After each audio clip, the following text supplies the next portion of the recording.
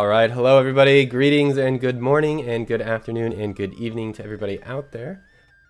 Welcome to the live stream of the official PvP Championship, the War of Divisions Final Fantasy Brave EXVIUS Championship 2023, the Ovis Cup. My name is Justin. I'm the community manager for the game, and I'm excited to be here, and I'm excited to see everybody out there joining the live streams today. We're on multiple platforms, so hello to everybody out there watching. And of course, we have a Europe friendly time slot here today. So greetings to everybody out there in Europe. I think we have some participants today from France, Germany, Ireland, Italy, Portugal, and the UK. So greetings. Hello to everybody. And of course, we have the always lovely and always enthusiastic Auronnj joining us today. Hey. Yeah, guys, it's actually the morning here. So for once I get to say good morning, and it's not like a meme or something. It Yes. really is the morning. We're drinking coffee and playing War of the Vision. So feels good to be here and excited for another official match. Yes, this is a very friendly time for Auronnj. It's very early for me. Yes. I had to wake up at 5:30 in the morning. That is many hours before I usually wake up, but that's okay. So yeah, before we dive into the matches, we got some information to go over here. And just FYI, I just wanted to say there's about a 30-second delay on the stream, just because it's a manual battle tournament, just in case anybody's wondering. Anyway, we've got some info to get through before we dive into the matches today, so let's take a look. So, the War Divisions FFBE Championship 2023 is an official PvP World Championship that will be held throughout the year, concluding with the World Finals in December, which we're coming up on. There will be regional qualifiers alternating from auto and manual battle modes in time zone friendly areas throughout the world. Of course, this means that you can not only register in the time zone that you reside in, you can register in any of them, and all players that meet the requirements will be eligible to participate in any of the qualifiers. So, you guys have seen this screen a lot, but this is the roadmap for the regional qualifiers in the Championship 2023. We are on September 16th. So this is the Ovis Cup. Next up, we have on October, we have the Auto Battle Last Chance Qualifier. So anybody that participated in previous tournaments is going to be able to join again if they would like a second chance at qualifying for the World Tournament. And then on November 11th, we have the manual version of that. So yes, please look forward to that. We may see. Yeah, it's hard to believe that we've done 1, 2, 3, 4, 5. This is our 6th one, not counting the New Year's one. So I think we would be at 8 technically. This is our 8th that's PvP crazy. live stream. Oof, feels good. Indeed. So we're coming up very quickly on the World Finals here. You can see the full schedule. We've got the Saiga Cup coming up and the Guga Cup. So yes, please sure to pencil down those dates so you have them available. Next up, just a friendly reminder here on the World Finals prizes. The championship, or the champion, is going to get 100,000 Visior, a trophy, a quest featuring their party, an in-game title, and a Discord title. And second place is going to get 50,000 Visior, and third place will get 25,000 Visior. Or a lot of Visior to go around, regardless if you got first, second, or third place, which is very good. And yeah, so I know I've asked you this a few times before, Auronnj. What do you think of the tournament? Does the Visior entice potentially you? So one thing about shoutcasting the tournaments is I would enter every single one of these and then probably lose, but I would enter every single one of these and play because 100,000 Viz, heck, 25,000 Viz is a nice, like, heck, that's almost like, even if I got unlucky and had to like full pity a unit, that's close to, that's almost getting there. Yep. I wish. That the trophies though, okay, like what I really want though is like behind me, you can't a green screen right now, but back here, I'd sure love to have one of those trophies sitting on that shelf, for everybody to see. You have a 1-of-1 tie. I do. True. Yes. Speaking of some prizes and gifts, let's jump on in, take a look at what people are getting here today. So the first place winner is going to get an in-game title, the Achiever of Glory 2023. A place in the World Finals, of course. We'll do an interview with them later on Discord. They'll also get a Discord title for the PvP Discord and the Ovis Cup trophy that you can see right there. Second place, they'll get a title as well, and then every other contestant will get their own title, and then everybody that participates today will get a PvP Championship t-shirt, which I am wearing underneath my hoodie. So very cool. So refresher here on the match rules for the manual tournaments. So this is a single elimination tournament, and it is auto off, of course, though they can turn it on later in the match if they would like to. The speed is 1.5 times, and I know people sometimes set it to 2 times, 1.5 only. Initial placement is, of course, allowed, and there are no changes allowed in formation under any circumstances, no matter what, once you join the room. Cost limit is 230, and it must include at least 1 MR or rarity or lower rarity unit, and Quicken is, by no surprise, nullified as well. So we're going to be watching some best of 3 starting out, and then once we get into the finals, that will be a best of 5. Yes, sir. And just a reminder here of the code of conduct. So to ensure a fair and safe environment, we request that players respect the rules of the game and do not cheat or exploit any unintended advantages. All matches will be recorded and judged. If any instances of unfair gameplay are discovered, 1 or more of the following penalty measures will be applied. There will be a warning, forfeiture of the prize title, disqualification from the tournament, and suspension or ban from competitive play. And then, purposely attempting to crash the game after a match is strictly prohibited. If such behavior from a player is identified, they will be considered disqualified. A player may also be barred from entering any future official tournaments if they have been determined to be acting in bad faith by the management staff. If there's any reason to suspect misconduct, the management staff may return to the log for review after the tournament. If misconduct by a player is identified, they will be penalized as stated in the rules. All right, so now that that's out of the way, we've got some viewer rewards here. I've seen a little bit of confusion on how this works. So this is not concurrent viewers during the live stream. This is tallied up views across our VODs or our video on demands here. So these will be counted until September 26th. So we've got 10 days to go view the videos. We've got 8,000, 10,000, and 13,000 views. So 50 gill snappers, 3 shardless purple, and 1 shardless yellow for those milestones. So check it out.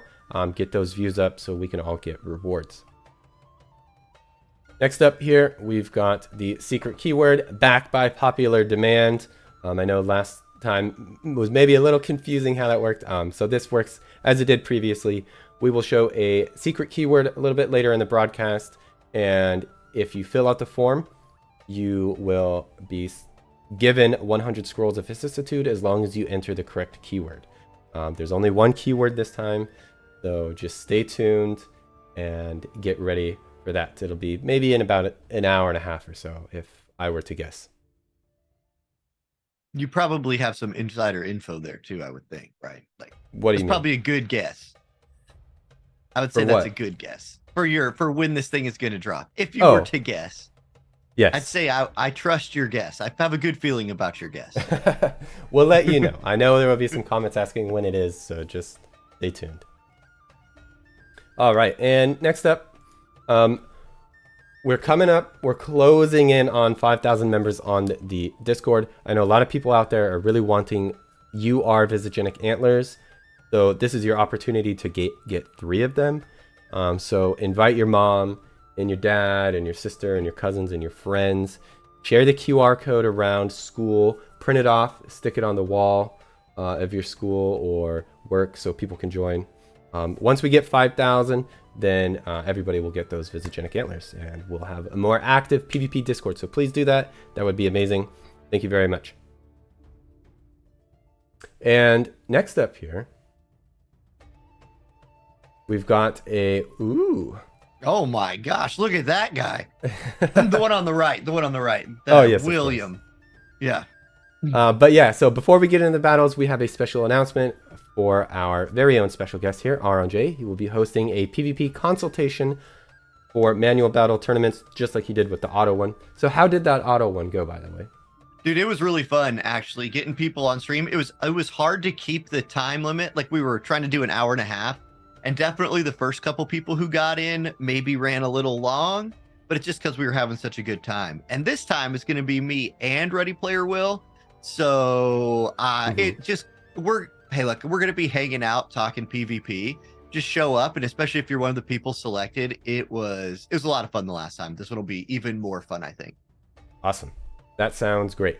So yes, Ouronnj and Ready Player will be doing the live stream. Just like before, please fill out the form, the application form, for a chance to appear on the live stream. The form will be open until September 20th at 11 o'clock p.m. Pacific time. So please be sure to fill it out by then.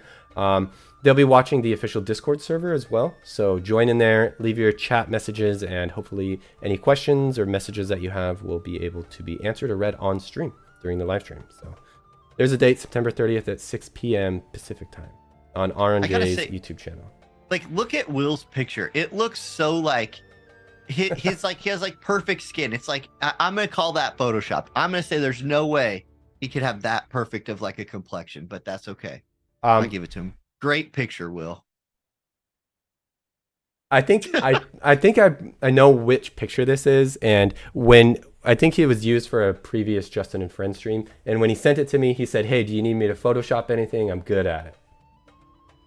Okay. I think he had like a logo on a shirt that he had to Photoshop out. So so there we go. My spidey senses were tingling. It just looks too perfect. But maybe he just looks that perfect. It could be that. Sorry. It's all good. So let's take a look at the bracket here really quickly before we jump in. So we've had 8 participants today, and we have I don't even want to try and pronounce some of these names. Anyway, we've got Sinello, Airschmelt, KG360. We've got FFD Choco, Z Method Method Mahoney. Let's go with Mahoney. There we go. Thank you. ID Frenzy and Django here. So you can see the ones that have participated or moved on so far is Airschmelt, Choco, Method Mahoney, and Frenzy. Nice. And then, like you were saying, those are best of 3s in the semis and best of 5 in the finals, correct? Yes, that is correct. So we'll be watching best of 3s starting out. Possibly we may have somebody that did not show up, so we'll see what's going on there. Maybe a little surprise. So we'll see what's going on there. Okay. Surprises. I like surprises. Indeed. Anyway, so we've got our first 2 participants here. We've got Airschmelt and Choco. So let's take a look at them as we get the rooms ready here. So let's take a look. Ouronnj, if you could, please.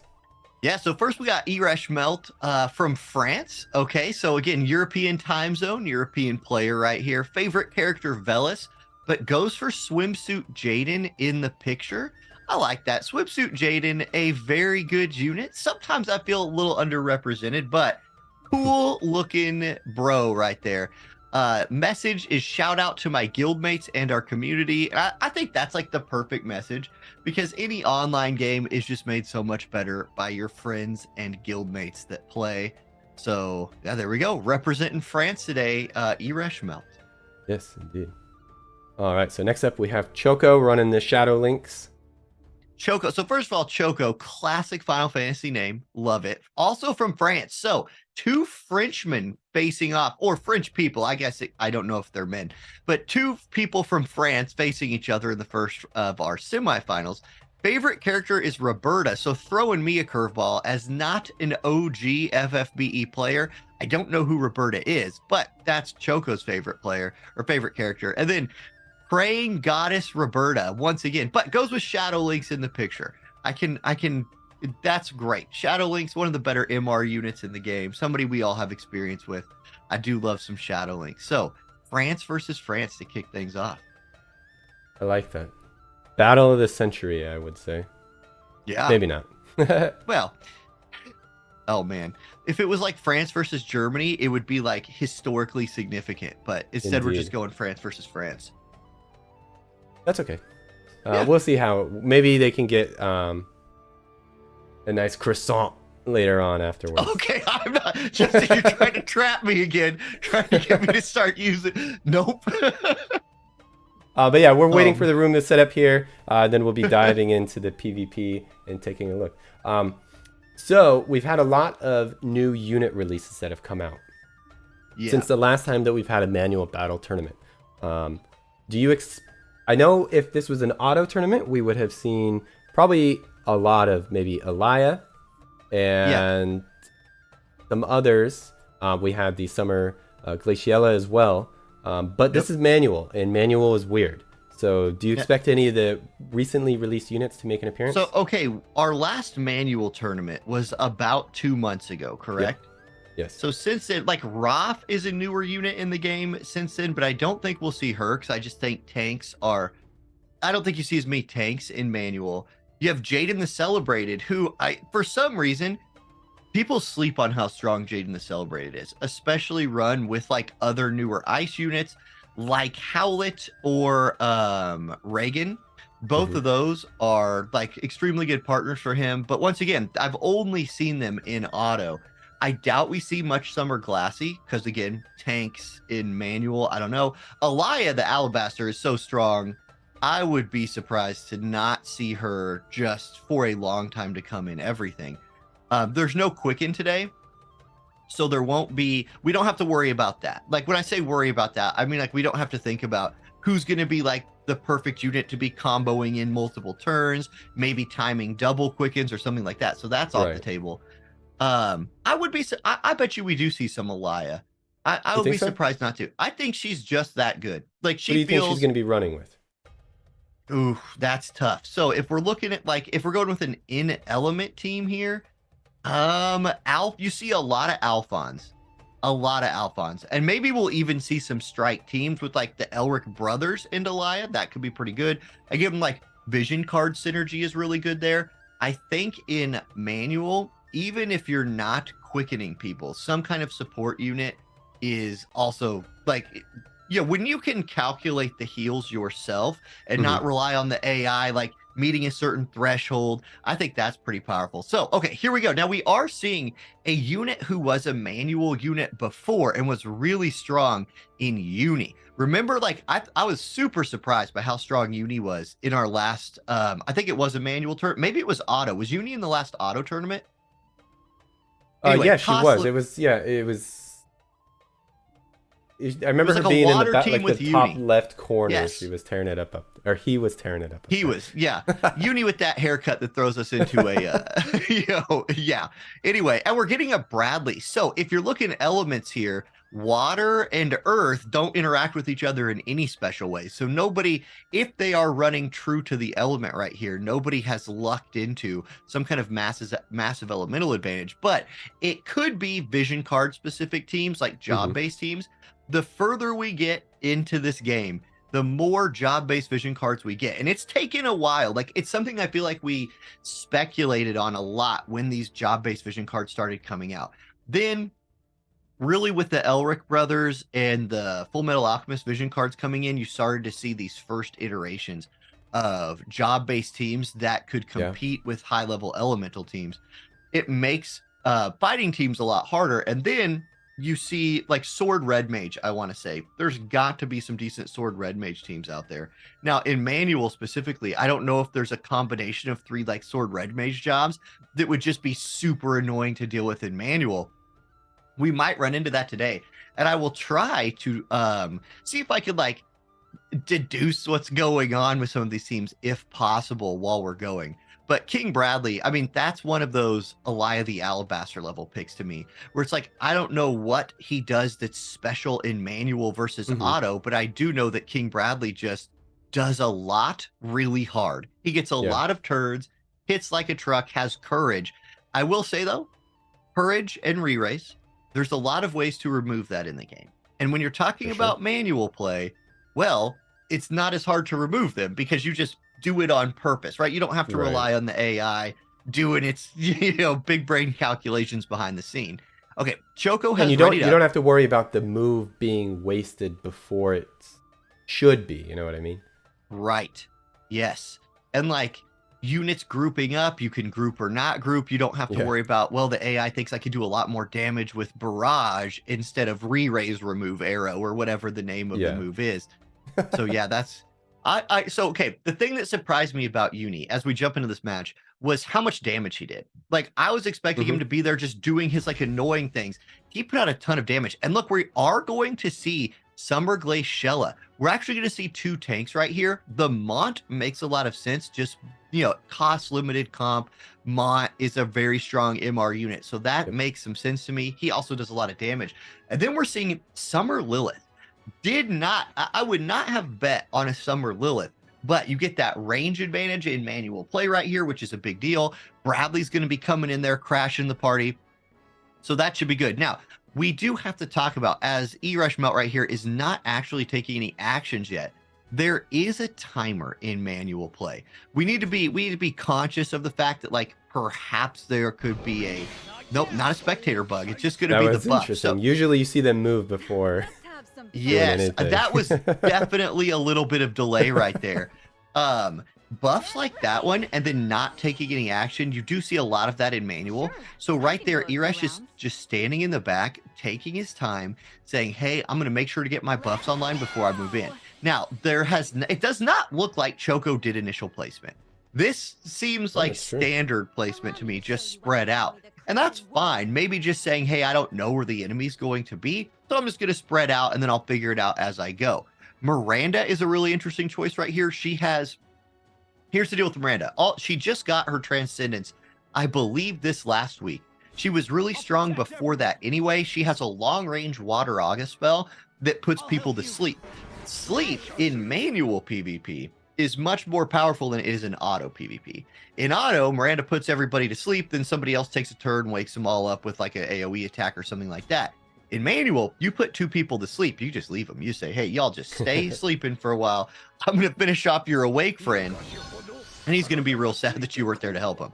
There's the courage buff from Bradley. So Bradley does start to move forward. The Mont got very far forward right here. Now, I would expect Lilith to just head up on top of this. Yeah, up on top of this little wall. She's going to look to use her range. I'm sure she's running like range passive abilities.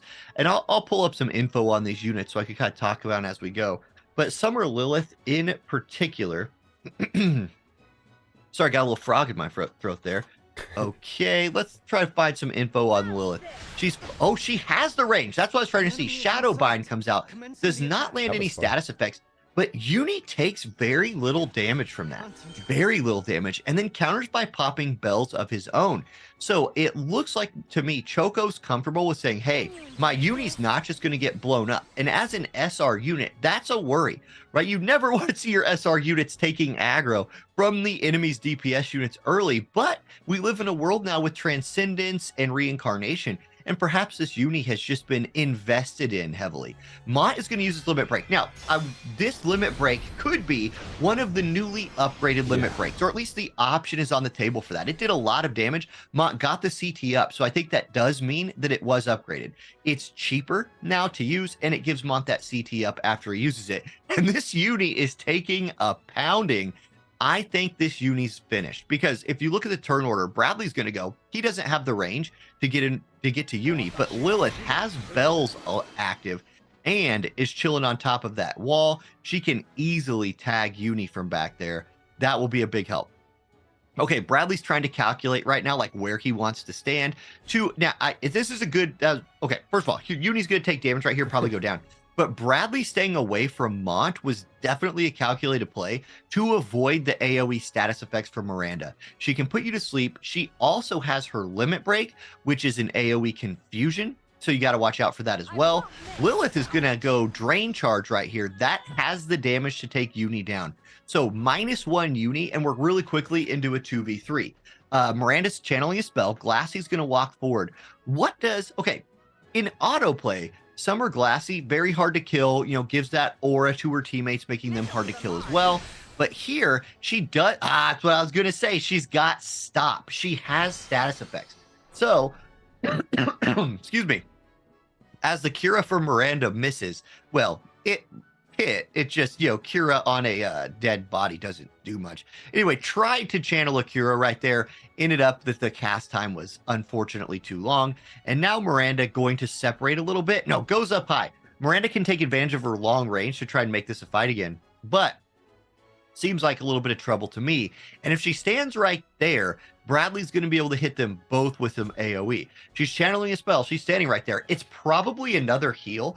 Like, I imagine that movement is to bring both characters into range of a heal, anticipating taking a bunch of damage and then trying to heal it up. Okay, Bradley's turn. Calculated Rend is what the AI would do right here. He'd move up. Yeah, there it is. Calculated Rend just does it on the tank, though. I wonder if he wasn't... Oh, man, excuse me. I got like a frog in my throat here. I wonder if he wasn't anticipating a AoE cast or something from the Miranda. You just have to play these kind of mind games with your opponent in manual, guessing like, hey, what is she casting? Is she going for damage? Is she going for healing? We don't know, so I'm going to play it safe. Okay, here comes the limit break from Lilith. Big coconut shot right here. Hey, oh my gosh, sorry. I need to go get some water after this fight for some reason. It's going to be a fast cast. Okay, so not a heal or damage. It's actually haste onto the Glassy right there, who still has 7,000 HP and 33 AP. Now, she can't move. She's already got Mott stopped, so she's just going to go with a self-heal. That's really powerful. That's something I didn't anticipate seeing from her walking into a manual fight. She can take a bunch of damage. She's a threat because of her status effects and her reasonable amount of damage she can do, but she can also keep herself alive, kind of freeing up her team for everything else. Calculated Rend, once again, starts chaining on her again. She's back near half HP, but she's proving that she can take the damage and keep on ticking. The problem here for Choco is he's behind. There's 31 turns left, which seems like a lot, and it is a lot, but that Mott will eventually become unstopped. You can't just stand back there for the rest of this match, healing yourself and hoping that's enough to win. So Miranda does commit to the fight, goes with the thrust onto Mott. Mott goes down to about 35% HP. That's not too bad, and now it's Lilith's turn. 183 AP. She's got the range. We've already seen that she's got the range. She just like rain down damage. She does not have to worry about Glassy closing the gap on her because Glassy is immobilized. And she's going to go drain charge onto Miranda, 4,100 damage. That's big. And now Miranda's in that like danger zone that Bradley can probably finish her off next turn with some kind of big attack. Glassy's up next, 8,500 HP. 40 AP, enough TP to do any TP move that she wants to do. She's going to go Sunscreen, give herself that Protect and Chain Resist. Again, Chain Resist, don't sleep on that. That's a newer stat, or it's a newer effect in the game that is very powerful, especially with how many people have multi-hit attacks that stack elemental teams. Okay, Bradley moves up right here. What Eresh is doing is he's checking the damage number, saying, hey, does this kill anybody? Yeah, yes, it does. Miranda absolutely obliterated by that. And at this point, it feels kind of decided, right? 54 AP immobilized Glassy.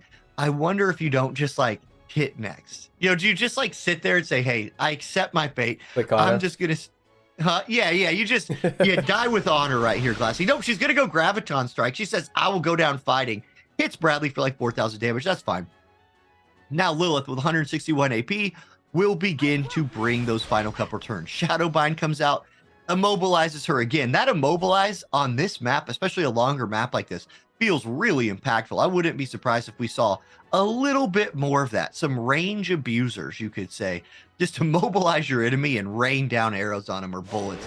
Bradley steps up, Assault Blade, 3,300 damage, and it's Bradley. So no, he will not actually lap her. I'm so used to Bradley just getting 2 turns to every tank's 1 turn, but Glassy's got the stats to avoid that, but not the stats to avoid the drain card.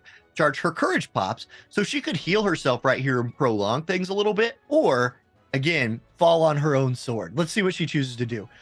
Mott still hasn't got to do anything yet. Glassy, she's like, well, at least I got okay.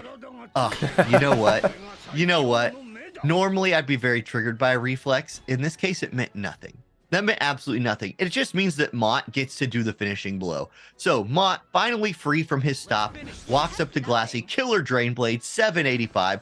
Glassy goes down, and Eresh with the Earth team picks up the win in fight 1 of semifinal number 1. GG, yes. 1-0 series lead. And I am going to excuse myself to go get a glass of water and cure whatever is going on with my throat. I will be right back. Good luck. But yeah, so I think given that wall there on each side, I think we'll probably see a lot of ranged characters, I would imagine. A lot of the participants were likely, planning this and participating with, skirmishes, that sort of thing. Practicing, getting ready. So I think Erish really really had a good team set up there with that range character on the wall. And there was a Uni on the other team as well, but didn't quite get up there on the wall. So we're looking to set up the next room that will be coming very soon. So this is a best of 3.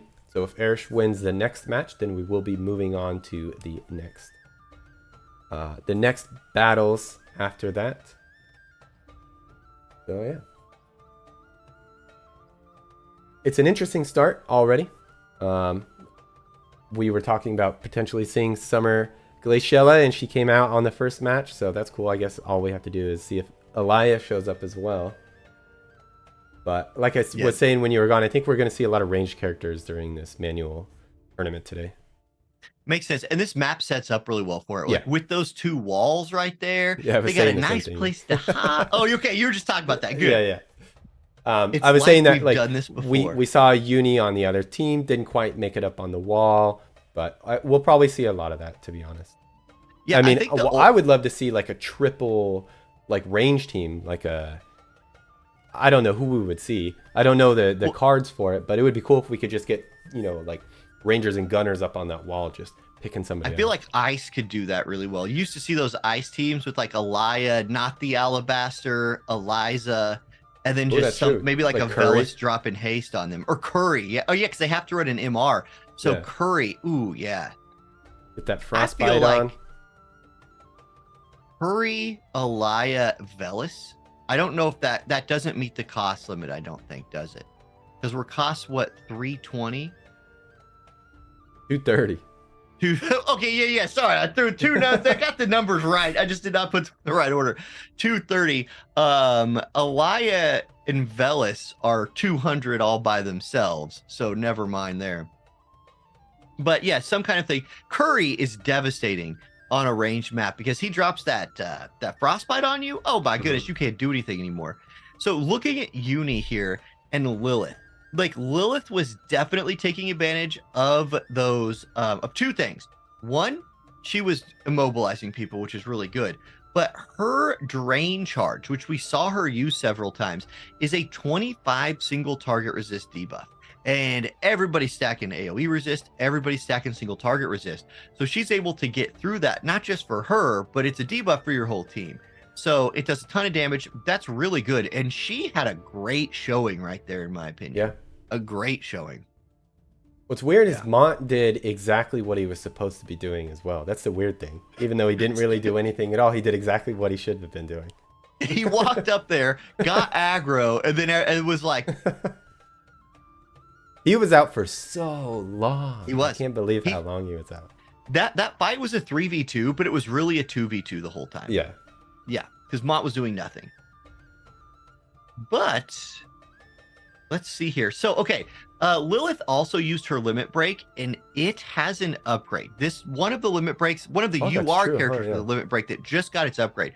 So it's a missile resist debuff. In immobilize, so there's more immobilizing she could do. It gives her an extra range and 20 AoE resist. She didn't end up needing those other things, but Lilith is an example of a character. We were kind of talking about new characters that just came out. She's not new, but she just got Transcendence and Limit Break upgrade. So she's refreshed anyway. And a really cool looking unit. Only 80 cost, which is very helpful. Yeah, that's pretty awesome. And then for Uni, what killed Uni wasn't that her kit's bad. It's that her like base agility is -50. Like she never got turns. She popped bells once. And even if Uni is fully like transcended, like not reincarnated, because I mean, well, I don't know if she was or not, he was or not, but base agility on that unit at 140 is only 46. Considering like a good UR unit is somewhere in the mid 60s. That's 20 less. And that's why Lilith and ultimately Mont as well just walked up there and just chained her down. So there we go. We're waiting on the next room to be made here. So hopefully very soon. Manual seems to always just take a little bit longer here. Manual players are very calculated in what they do. It's true. That's why we don't have as big as a bracket for manual, because if we were sitting here doing what do we usually do? Four quarterfinals, 2 semis, and a finals. Yeah. Oh my! Like we would have been in the semifinals by now in an auto tournament. Just kidding. Yeah, we would have had. We would have done more than one match. Oh my goodness! So let's see here, Miranda. I want to give you guys a range example on Miranda. Why you're going to see her and why it kind of made sense. So Wateraga Dispeller is Miranda's job level 25 ability. The range on that thing, it's a diamond shaped AoE, but the tip of that diamond, like the furthest example of it, is 1, 2, 3, 4, 5, 6 spaces away. So in a way, she is kind of a ranged unit herself, but she has to deal with range height as opposed to like where a true range, like ranger unit, they want to get up high and they can just like rain down arrows. So Miranda does still have to like close the gap, and that's unfortunate. But that move dispels re-raise and has sleep attached to it, which is really OP. And then her limit break, which also has been upgraded, is confusion and elemental resist down. So that was definitely the play there with Miranda. Then Glassy, hey, Glassy also tanked. Like we talked about how Mont was out there tanking. I would say Glassy also tanked a bunch and kept herself alive, but she couldn't move either. The only unit she was able to go stop was Mont, because Bradley and Lilith just kited her out. They said, you can just stand there. We'll win. Yeah. We're ahead. You have to come to us, which is pretty great. All right, jumping into the next match here. Let's do it. Now, Eresh, that's the same number, 4258 attack. I think this is the same team from Eresh, which is not surprising. And then Choco, those numbers look similar. I don't remember if they're exactly the same or not, but they Choco do look very similar. Yeah. Choco could make one very easy change. Do initial placement. Don't put your uni in range of the enemy on their first or second turn. Like Lilith had the perfect start. You can't let the enemy ranger unit cast bells, walk up onto a cliff safely, and be like, I have now set up camp and will just rain arrows for the rest of this fight. You gotta make a move. You have to make them at least position to beat you. So I think that will be the that'll be the big difference here. If Choco's able to turn it around. I'm gonna vote Choco makes the adjustment in the YouTube chat poll. So that's my official vote. But it looks like most YouTube chatters, 53 to 47 at this point, have faith in Eresh getting the 2-0 win here. We'll see. It might be a day for Earth. Bradley just is great, and Summer Lilith. Bradley has been tournament extraordinaire, I think. He's been a strong presence in every tournament that we've done. Oh, yeah. Definitely. And it is the same team. So same squads come out. Eresh didn't change anything. He said, hey, you know what worked before? Bradley standing right here and casting missile resist buff. I wonder if Bradley's about to cast his missile resist buff again on Mott. It would be very unsurprising. Now, he did make us sit here and wait the whole time for him to do it last time. So I bet you he does that again too. One thing you want to do in manual, and this is something I'll talk about on like Will and I's live stream, is opening menus and moving around. Of course, he doesn't do it this time just to make us look like fools. But you know, opening menus and just pivoting your unit back and forth actually ups your timer, gives you more time to complete your action, because there is a stress that is put on players in manual where if you're not quick, if you don't know what you're doing before the turn starts, you have very little time to actually figure that out yourself. Okay, no initial placement from Choco this time, running it back in the same spots, but this time moving off to the left of our screen, those characters right. The thing here is Uni is now completely isolated. I don't know, but it's like, is this just a different strategy where Uni is just bait and they're going to try to like flank them with the water girls over here? Maybe. I don't know if that's going to work. We'll see. Miranda is casting a spell. It's Mott's turn. Mott has about 15,000 HP, so this is definitely a reincarnated Mott that we're seeing right here. Keenblade, again, going to buy his team some extra CT to start this fight. And Mott just goes straight up over the top of this wall. Once again, eyes on the prize. And the prize is poor old Uni just chilling back there by himself. He looks like a little kid, too. Like, Uni's model looks like a small child. And I feel like Uni's 2 adult guardians have, maybe they're not doing a very good job of being his guardian right here. That's what I feel like. Now, maybe though, Choco has some big brain manual strategy figured out that is just going to make us, make me eat my words. But we know Lilith is in range. From that spot right there, she can hit Uni. It's Shadow Bind. Uni was immobilized and reaction ability turned off. So Uni will now stand there and die. I can't imagine anything else but this happening. Is Uni even in range? Uni cast bells to start the fight last time. Might be able to hit Mont. Maybe. That's what I was wondering. Uni does have access to some big AoEs, so doesn't necessarily have to be in like full range right here. Yeah, definitely Arrowfall could have done it. Arrowfall's range. Okay, check this out. The max range on Arrowfall, which nullifies haste and CT change, is 1, 2, 3, 4, 5, 6, 7, 8. It's range 8. That's insane. But doesn't choose to do that. It only costs 25. Mont one-shot him. No, Mont did not one-shot him. No, he had already taken damage from the Lilith. That's right. I'll say, wait, I looked away for a second and Mont walked in here and just killed somebody. No, that's not what happened. There's the elemental chain buff right there from Glassy. It's Bradley's turn next. So I don't know. I feel like Choco needed to make an adjustment. And that adjustment just was moving some characters left, but leaving Uni to die. Like, was it just some, nine-dimensional chess bait move, or are the Earth people just going to come out here and run over the water girls again? I don't think Lilith has to move very much. She might have to scoot over once to the left, or what? Yeah, okay, she's going to step to there, so moves 2 spaces forward. Is definitely out of range of Glassy right here. Like, this is a safe spot for Lilith to stand. If I was Eresh here, no matter what, I'm not risking Lilith for anything. Like, I'm not going to ever have her take any damage. She goes with the Shadow Bind, lands the Immobilize. Okay, so another adjustment that Choco could have made would have been run some kind of anti-immobilize. And I'm not sure like what kind of gear out there off the top of my head, or what the percents are on some of the gear that removes it. But if I were to look, like, let's look at the white marshmallow miniature hat, for example. White marshmallow miniature does not have immobilize resistance on it. Okay, so that's one thing. There's also the like white cape.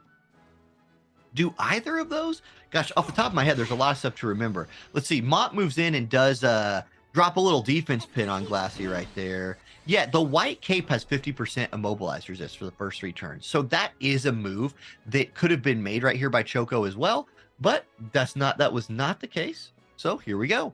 She's going to stand there. She's got 12,000 HP left, but she cannot move. Mont might be in range for her stop attack. She did land that on him last time, kind of prolonged the fight a little bit. Let's see if she can do it again. Nope, she's going to heal. 8,000 HP heal. She can just do that a few more times. Keep herself alive. Yeah, I don't know. Miranda's the threat. Miranda's the threat, in my opinion. I don't think Glassy's 1v3 no matter what she does. And you just have to watch out for that stop. So Bradley's going to step up right here. He's going to look for some damage somewhere or another. I wouldn't be, if I was Eresh as well, I'm probably bringing like a haste TMR for Bradley, like either his own or something like that. Trying to further take advantage of Bradley's CT up. Throw a haste buff on there, and I guarantee you that CT up move he just did would have him lapping Glassy, and then the elemental chaining would be big. She does have elemental chain resist, which helps her, but it's too free right now for Eresh. Now, Miranda, look, if Miranda steps forward and goes for some big AoE sleep, and that sleep doesn't land, it's probably GG. At 8,300 HP, she's going to get killed. If Bradley, if any 2 characters, I would say, on the Earth team are given a chance, goes with the shield. Knight's Blessing, so heal and shield right there. Okay. Gonna try it. Look, all right, here's what I was going to say. We'll see if it's right. I was going to say, if any 2 characters on the Earth team are given the opportunity to hit Miranda, she's dead. Now, I did not anticipate the Knight's Blessing shield coming out, so maybe that will change things right there. There's the courage buff reapply from Glassy. I'm not sure if it was removed or not. So here it comes. I can't imagine, like, look, you gotta go for this, right? Like, if you are the Earth team, here's your shot. Can you chain down? You're not going to chain down Glassy. She'll live through it. But can you chain down the Miranda? Probably. I would think so. Calculated Rin's going to come out. Oh, yeah. She's still got it. That heal. Okay, Mont. Can you do it? What do you have, Mont? Taunting Blade? Do you have Killer Drain Blade? He's right up front. He comes straight forward. He's got the haste on. He's going to go for something right here. Mont, what do you got? What do you got, sir? Bring it. Bring it, Mont. He steps up there. He's looking. Range height from there is going to be a little bit of a problem for him. We'll see. Miranda's the one with the haste. It looked like when Mont stands right there, it looks like Mont has haste. Little bit of a it does, like the haste like comes right through his model. That's interesting. That totally fooled me actually. Mont White ran out of time. Mont he timed out. He timed out right there. He did nothing. That is the first big mistake I would say made by the Earth team. Like Mont did not get a move off. And did he go back to the same spot? He went back to his spot. Okay, And he went, I believe he did not get a turn off. So Miranda will not get chained down. Instead, she's going to run for it to begin channeling a spell. This channel will go off after Lilith's damage. So right here, if you're ERES, you need to see, hey, is this enough damage? Can I do like 5.3K or whatever it is that Miranda still has? Drain charge, it's only 3,300. If this is a heal, she'll probably go back to full HP. If this is an AoE sleep, which it is, and it double lands, things just got interesting. Okay, so Glassy still can't move. She is still immobilized. But the Earth team has 2 players asleep now. Mont, who did not take an action last time, will actually get to go again pretty quick because he has all that CT left from, doing nothing in his previous turn. Here's going to be tonic water, so Glassy going to keep healing herself. Mont steps up. Now Mont has a choice to make here. He could try to wake up his friends, but he's not going to do that because one rock to the face will actually just kill Miranda. So Mont says, hey, I got a lot of things I can do, but I found this nice little rock on the floor. Take this, boom. And he boulder throws it, and Miranda goes down 3,300 damage by throwing a rock. That's somebody who's thrown a lot of rocks in their day. He does not skip arm day. I don't know. That works better if it's like a different move. Anyway, Glassy does have some AoE moves. The problem with her AoE moves here is she's going to wake up some people. If I'm Glassy, I got a 1v3 this, I'm going to start by trying to kill either Bradley or Lilith. She goes for Bradley, is unable to kill him, and he still had courage. So that's a little bit of a problem right here. 53 AP. He's going to begin unloading on her. Lilith is still just chilling asleep. So that's not great. Assault Blade 2200, defense debuff, but ooh, Bradley moves. So okay, trying to separate right here. I like that. Make Glassy choose between hitting, Mont or Lilith or Bradley. Don't let her hit everybody at once. I like that play. Probably a Killer Drain Blade coming out here from Mont, I would imagine. 49 AP. He's got plenty of those to cast. It gives him some human killer. And again, for an MR unit, hits really hard and regenerates some AP for him, which he needed. Now, it's Bradley's turn again, 35 AP. He could go for the big slash chain combo right here. I wouldn't be surprised if that's what it is. It's going to be calculator, and there it is. That does like 9,000 damage. So that procs the courage and procs the auto heal. So she's back to about 5,168 AP. She's going to go for Lilith. So Lilith, this probably lights out for Lilith. I imagine Miranda does have the damage to at least kill her or kill Bradley, but Bradley with courage online, killing him once doesn't really matter. Ebb and Flow Barrier comes out, physical shield online, so that's useful. I mean, that's a good play. It's now just a 1v2, but there's only 9 turns left, and the Earth team has 2 units to your 1. Bradley out of AP, that's a bit of an issue, but has the summon available. It's going to be Odin coming out right here. So Mott's going to get his turn next, and we'll have a nice little buff going for this turn. Little slash attack right here. 1, 2, 3, 0, 1,230 damage. And I smell a Killer Drain Blade from Mott right here that probably wraps things up. It did 3,300 damage previously. He now has the Odin buff helping him out. I don't know, maybe not. Maybe it's a rock throw. Maybe Mott's just going to toss another stone for 1 AP. He's thinking about it. He walked up and looked. It is going to be a stone throw for 15-3. Decent damage. Is that a number? Yeah, 15-3-0. Something like that. You know, it loads and I just go for it. All right, Glassy, she's going to heal. Interesting choice right there. Bradley is still out of AP, but Bradley could just walk up to her, slap her with an auto, and then Mott could chain off of that. I think that's a good enough setup. 2,000 damage with the Bradley auto attack into, and Mott's going to have the last turn of the fight. Here it is. Glassy took her time too much. This is the last turn, no matter what. The Earth team has already won at this point, unless Glassy AoE reaction ability double kills the enemy team, in which case she would win. But she doesn't have that skill, and so that's the problem right here.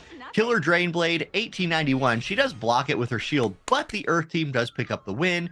GG, that's our first match to go to turns today, which is something that will happen in manual PvP. Sometimes Summer Jaden flexing those guns, and his arms are just as buff as Mont's. That's why Mont can throw rocks for 3,300 damage. Indeed. So yes, very well done on Erish. Congratulations. You will be moving on to the finals here. So yeah, well done, well played. Yep. We're 51 minutes into the live stream when we just finished we've done 2 manual battles here. And there it is. Okay.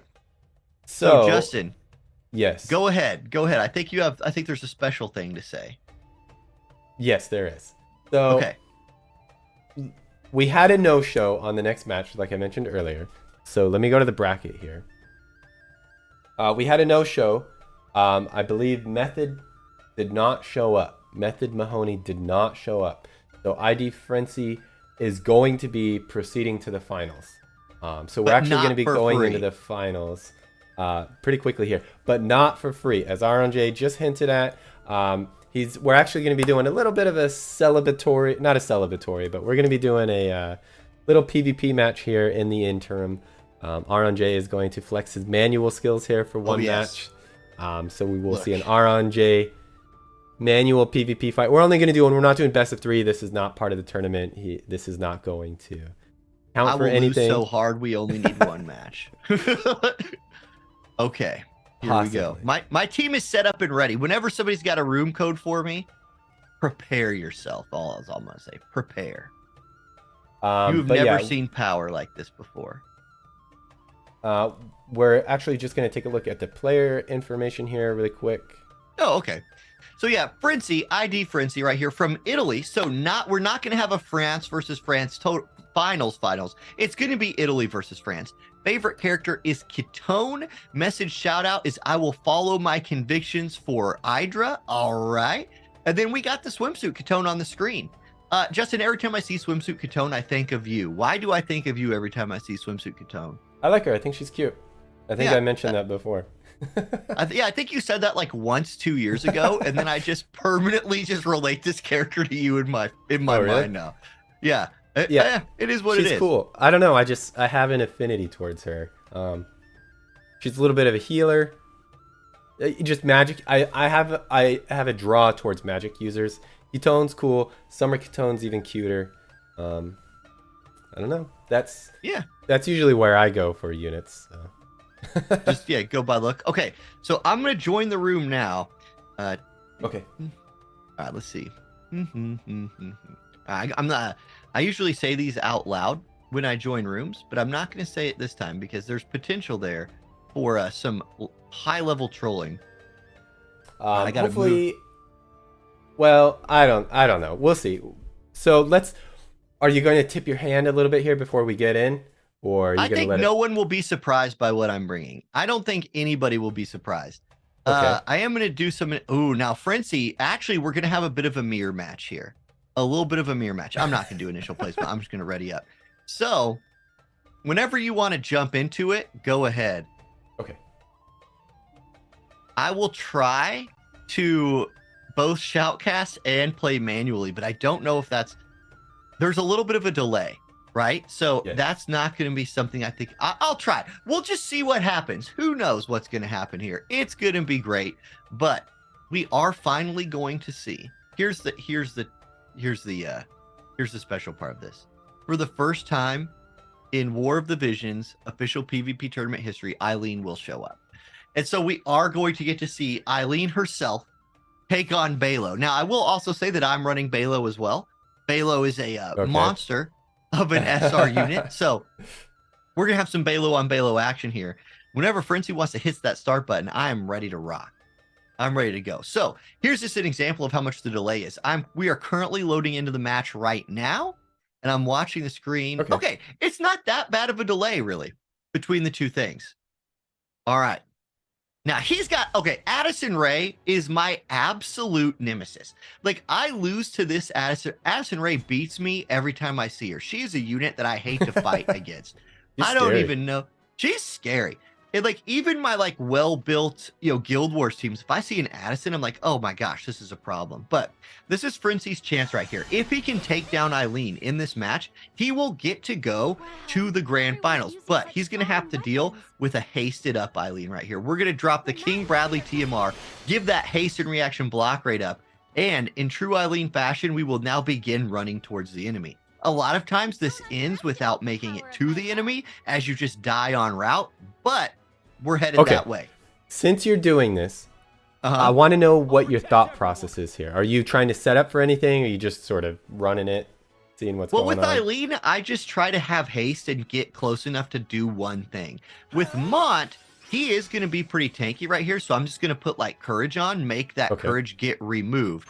Balo, I probably should have done initial placement, but I just didn't want to hold the stream up. He's slow, and so he's kind of too far away, I think.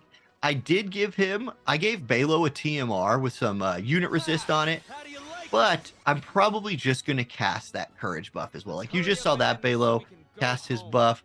I'm going to run out right here. No, you know what? I'm going to do Heart of Flutter. I like this TMR a lot. So I'm going to go back to my initial spot right here. I'm going to cast Heart of Flutter. That'll give me the move up and that unit attack resist up. And now Balo can close the gap a little bit. We're going to walk up to right about here. Balo gets his jumps in. We're going to jump off of that ledge. Balo just showing that even big men can jump, and he is jumping all over the place. Now, speaking of affinity, units that I have an affinity towards, Sweetheart Selir is another one. I've always had a soft spot in my heart for Selir, and Sweetheart Selir is my favorite version of Selir. Nice. Okay. All right, now Eileen getting a second turn, that's rare for her, but note that she can't do anything. She's out of range, even though she has moves like Paralyzing Edge or the new upgraded Nighthawk. She actually can't do anything from this far away, but what I can do here is just move and then take no action, and now she'll actually get a third turn right after it's Addison's turn. But Eileen needs about 3 more move and 1 more jump with 10 more agility to make her like a viable manual PvP unit. And since she doesn't have those things, I'm still not sure I'll be able to do anything after this third turn, but we'll see. We're going to at least move forward. Oh yeah, we got range here. We can do something. Okay, here it comes. The drill impact onto Balo. Watch this. And we're going to get to see the Eileen limit break. Does it crit? It does. And that's a one-shot onto Balo, but he has courage. Was that 11,000 damage? 11,000 damage from the Eileen right there. That's pretty good. Onto a tank. Way to go, Eileen. She did something. She did something. This is great. Okay. Do you have a wish list for her LB upgrade? Since we're speaking of diamond-shaped AoE with 4 more range. Okay. And 3 hit. Multi-attack. And people 2 don't AP costs. Yeah, 2 AP costs. Absolutely. Okay, she lived through an attack, too. Wow, okay. There we go. Mont, watch this. Mont's going to walk up right here, and he is going to do... Well, Mont doesn't necessarily have... All right, what I'm going to do here to save CT is I'm not going to have Mont take any action. We're just going to throw a rock and snipe out Balo right here. And then Mont's going to stand there. That'll save some CT. Now, if things are looking close, remember that when Balo comes back to life, he gets this massive steroid and full HP. So Mont actually just hooked Balo up with everything he needs to win this fight. That was absolutely not... I don't know if that was the right play or not. But this Balo's hard to deal with, man. Balo with courage has 3 lives, and after one of his lives, he is super Balo. It's just like an episode of like an anime or something, as the main character of this anime finally gets taken out. It's just like an anime episode. Like you think you've got the main character beat, and then they're on the ground, and then everybody puts their hands up and gives them their energy, and they come back with full HP and like boosted stats. And that's what Balo is. I was thinking of him pushing his glasses and saying, "You haven't seen my final form." Yeah, exactly. Exactly. And then notice how my team is getting completely lapped by the enemy right here. Like, this also is what happens when you run an Eileen team, especially with 2 sub-UR units, is you never get to take turns. It's really not great. So, Mont does take a little damage right there, 5,400. Mont's pretty tanky. My team is at least going to take some hits to kill. It might be right here, though. Addison Rae just one-shots everybody. Watch this. Mont is totally going to get wrecked from this. Oh, he lived. Okay, great. Good job, Mont. Now Balo's turn. Now, my Balo is not Super Saiyan Balo yet. We're just regular Saiyan Balo. But let's go for Addison Balo. We're going to see... Ooh, yeah, one thing with Balo that's hard is a lot of his moves are line-based AO. Like, you know, they have good range, but they're only in a line. And I'm definitely running into that problem right here. So I'll have to just hit Salir. 2,000 damage. She partially shields that. Now I'm down to 17 AP on Balo and haven't really done anything. And meanwhile, 109 AP Balo with boosted stats is going to drop, you know, speaking of line-based moves, about to drop one on my team. Mont, meanwhile, by the way, if you didn't notice, Mont took a turn a couple turns ago, didn't move, only threw a rock, and will never get to move again. So agility, very important. Power break. Okay, Mont, way to tank that. If my Balo didn't take any damage right there, I'll take that. But he will take plenty of damage from this. Here we go. Addison's going to scoot down. Bamboo Splitter. There's the courage pop on Mont. CT up. She'll probably get another turn before Mont does. No, Salir will get to finish it. Okay, so Salir's going to go next. She's going to go cross discharge, and now it's Balo versus 3. It's Balo versus 3. All right, Balo, what can we do here? Nope. It's still not his turn. Everyone on the enemy team will get to go before Balo does. Bamboo Splitter for 5186. Okay. Salir gets another turn. Come on. Just put me out of my misery. Chi Shot comes in 2925. Okay. Now here's Super Saiyan Balo, though. He comes back. HP up, attack, agility up. He gets his AP back. He gets to go. He's going to get a turn. All right. All he has to do is kill everyone on the enemy team. Okay, all he has to do is kill everyone. But he's going to go for Addison because he's got a particular dislike for her. Now, if you can't kill her, which I don't think he can, what we're going to do instead is just shove her back one space. We're just going to shove her, just push her. Get out of here. Shove her back one square. Boom. She moved. You can't deal with that. And he heals a little bit with that blood sword. So a nice flex right there by Balo, really showing how strong of a character he is, knocking Addison Rae 5 feet back in a direction. Okay. Anyway. Oh, AP break. That's a low blow. That's a low blow right there. He must have 100 slash resist or something, so I'm pretty sure he didn't take any damage from the last slash attack. So if you have 100 slash resist, you might as well just knock all the AP off. Meanwhile, Addison Rae killing things, but out of AP, retreating. And here we go. We're going to get what? A summon? Okay. UR Esper summon coming out here. Shiva, 3,700 damage. Balo's still hanging in there, but not for long. We're waiting for it over here on this end. Oh, yeah, that delay, the summon delay. Absolutely. Definitely a real thing with anything that cuts to an animation, like limit breaks or summons. So yeah, there's a lot more of a delay now. I will just start casting via the live stream at this point because yeah, my screen's pretty far ahead. Okay, so there's Shiva coming out. Diamond Dust. It does like 3,000 or so damage right here, I think. Let's see. I don't remember exactly how much it did. Yep. 3783. That's a lot. So little damage to Balo. Then there's actually a very sad thing that's about to happen because Balo almost gets a chance to do some revenge, but gets stunned by the enemy Balo, which just sucks because Addison was out of AP, had to just heal or put her barrier online, and then Salir set up for the finishing blow. And Eileen, in her only chance to ever show her face in the official World Visions PvP Championship, is defeated by Frenzy and his manual team. So GG. GG. Do I get a prize? Do I get like a t-shirt and an in-game title for participating? No, dang it. Well, I tried, guys. You were not an official participant and you get nothing. Thank you. But thank you for the showing. That was very good. It was very entertaining. We tried our best. So yeah, we're actually going to be going into the finals here. But before we do, we're actually going to go to a break. Not that exciting. We're actually going to go to a break.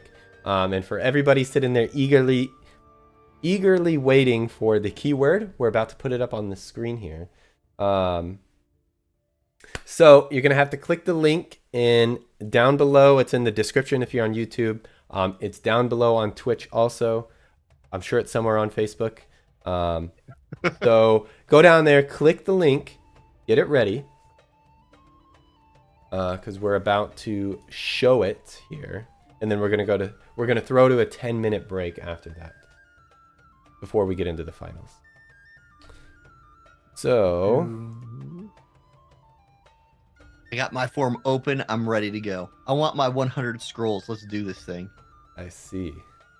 All right. Well, I'm gonna pull it up here in 1 second. So I hope everybody has the form ready. And there we go. Triplet. Got it. Oh yeah, I guess you can scan it with the QR code too. So whip out that phone, open that Fancy. camera, scan that QR code. I'm gonna test it here. I'm only scanning this QR code to test it. That's it. Oh, you want 100 scrolls? Get your scrolls. We all need them. The secret keyword is triplet, very on brand here for the Ovis Cup. So yeah. Boom. All right, I submitted mine. I need those scrolls. I need those. What are you gonna scrolls. use them on? I think maybe Elia the Alabaster. I think she's worth the investment of scrolls. She feels like the next King Bradley, in my opinion. Feels like somebody who's just really, really hard to deal with. Even with elemental advantage, she's tough. You know what makes her? Yo, while we're just waiting for people to put in the code, you know something that makes Elia even harder to deal with? What's that? Is you can run her on a fist team with Edward Elric. And then even if you run Earth into Elia, you have this Edward who just comes in there with his wind self and just destroys you. That team's really hard to deal with. So yeah, there we go.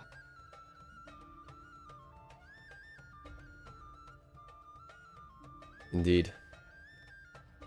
I don't have Elia yet. I'm at 1100 summon medals. So Ooh, on that road to the pity. Okay. yeah. Well, now Justin, you just saw Eileen in a live stream, and your next pull has been blessed. So there you go. Oh, okay. Is that how I that don't know works? what that blessing gives you. I'm not sure what you get from that, but you have it. There it is. So when I was pulling for Elia myself, I had all of them. I was at 1900 medals, and on the pull that got me the pity medals, I pulled her. So Oh, that's always. I mean, it feels bad, but that's the best time to do. oh yeah, I walked out there with so many shards. It was wonderful. Yep. I remember like back in the day. So I think Luel had like a 18k banner, but I swear it was Luel, but it doesn't make any sense that I did this. I'm pretty sure I went to Metal Pity for her. And then I was like, well, I could just do a few more, maybe get her, and then use the use the medals on the shards. And I ended up doing like 52,000 Vizier for her. Oof. Oh man. I don't know what I was thinking. That feels bad. All right. Yeah, only one key. There's only one keyword right now, so that's it. It's not a double word. It's not two separate keywords. This is the only one. So you are safe to fill out the form right now. I'm telling you right now, you can go fill out that form. I did see EMG had a really good suggestion in YouTube chat though. Summer Eileen. What? I think that's For what? Summer Eileen would be a really good unit. Oh, Summer. I see what you're saying. Well, Yeah. you actually, when you met Hiroki, you actually mentioned that. So. I did. I mentioned anybody- summer. I mentioned summer, winter, Easter, Lunar Yes. New Year's. Yeah. Hey, here's we just need more. We need more Eileens, man. Hey, she did do 11,000 damage in one move right there. We got to see that. Yeah, to an SR. Yeah, Bear in an mind. SR tank. An SR. It doesn't matter. It doesn't matter. It's so true. You just described Eileen in one statement. Okay, well, we're going to go... Oh, go ahead. Yeah. No, go ahead. No. I'm going to a break, just so go. whatever you were going to say, please. I was just going to say, Eileen, low-key, though, top-tier guild raid unit. She can use both double hit or triple hit vision cards, has an earth element debuff on her limit break. Actually, nice. like, top-tier guild raid unit. It's her time. You guys are top tier, so that is not fake we use her in our earth information. teams. Yes. We usually get first, so I'm not lying. We do. Okay. She has one thing that she's good at. Okay, I'm done. We're going into the finals. We're going to go to a 10-minute break, so go get your coffee or your croissant, since it's France. Your baguette. Yeah. Or your cappuccino or whatever. We'll be right back in 10 minutes, so we will see you guys then. Bye for now.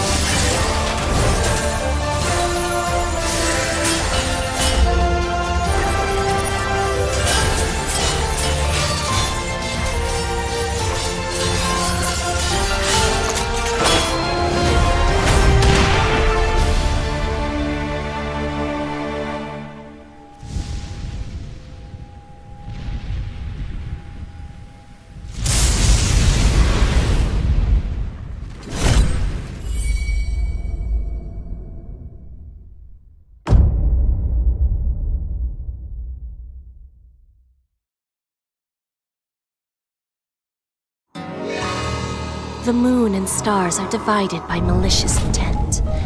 One that will call forth a radiance of destruction upon these lands. What is that supposed to mean? I cannot say for certain, my lord. I merely relay what the stars whisper to me.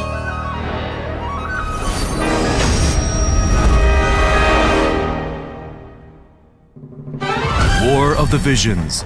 Final Fantasy. Brave EXVIUS. Are unusual. Does the prophecy foretell destiny? This is a tale of those who defy their fate. Battle system.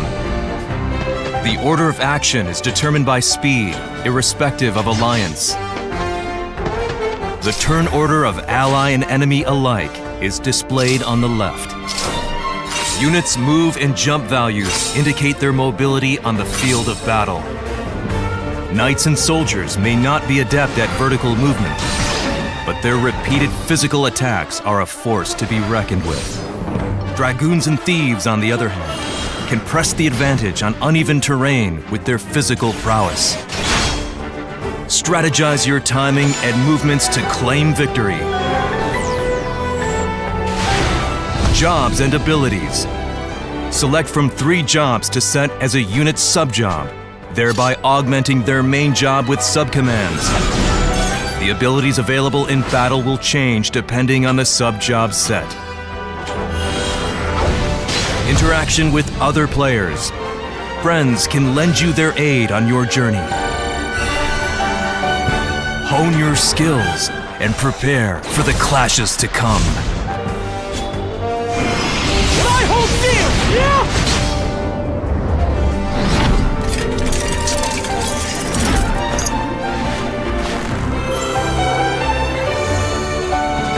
Those who rely solely on their eyes will overlook what is of true import. Should one choose to live on, even though one suffers in despair? Or should one seek death to afford one's soul its respite? War of the Visions, Final Fantasy, Brave EXVIUS. Now available.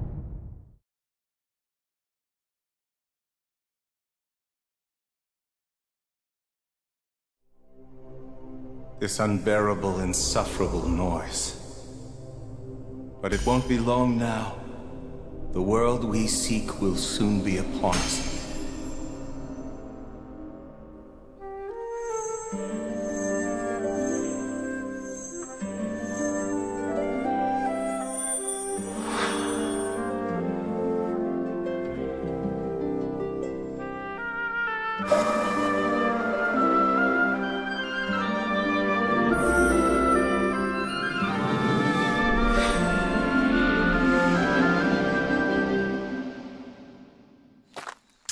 I thrive on the silence of the darkness's sweet embrace.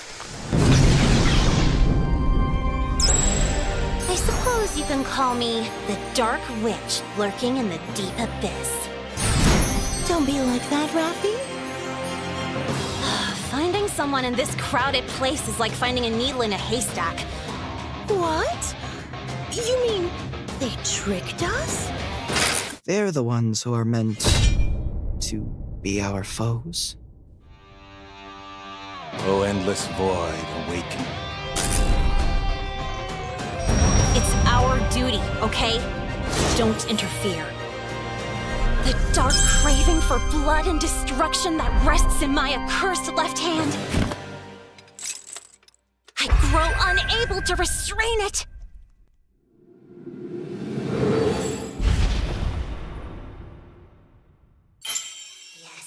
Yes. Talk about stylish.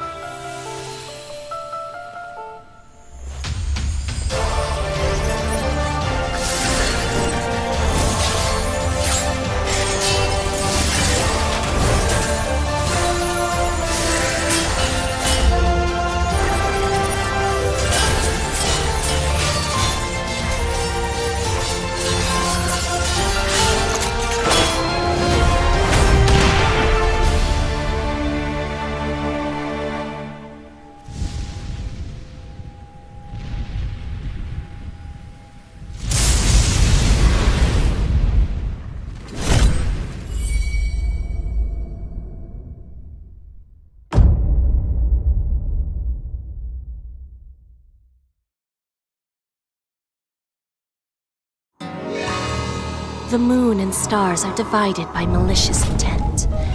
One that will call forth a radiance of destruction upon these lands. What is that supposed to mean? I cannot say for certain, my lord. I merely relay what the stars whisper to me.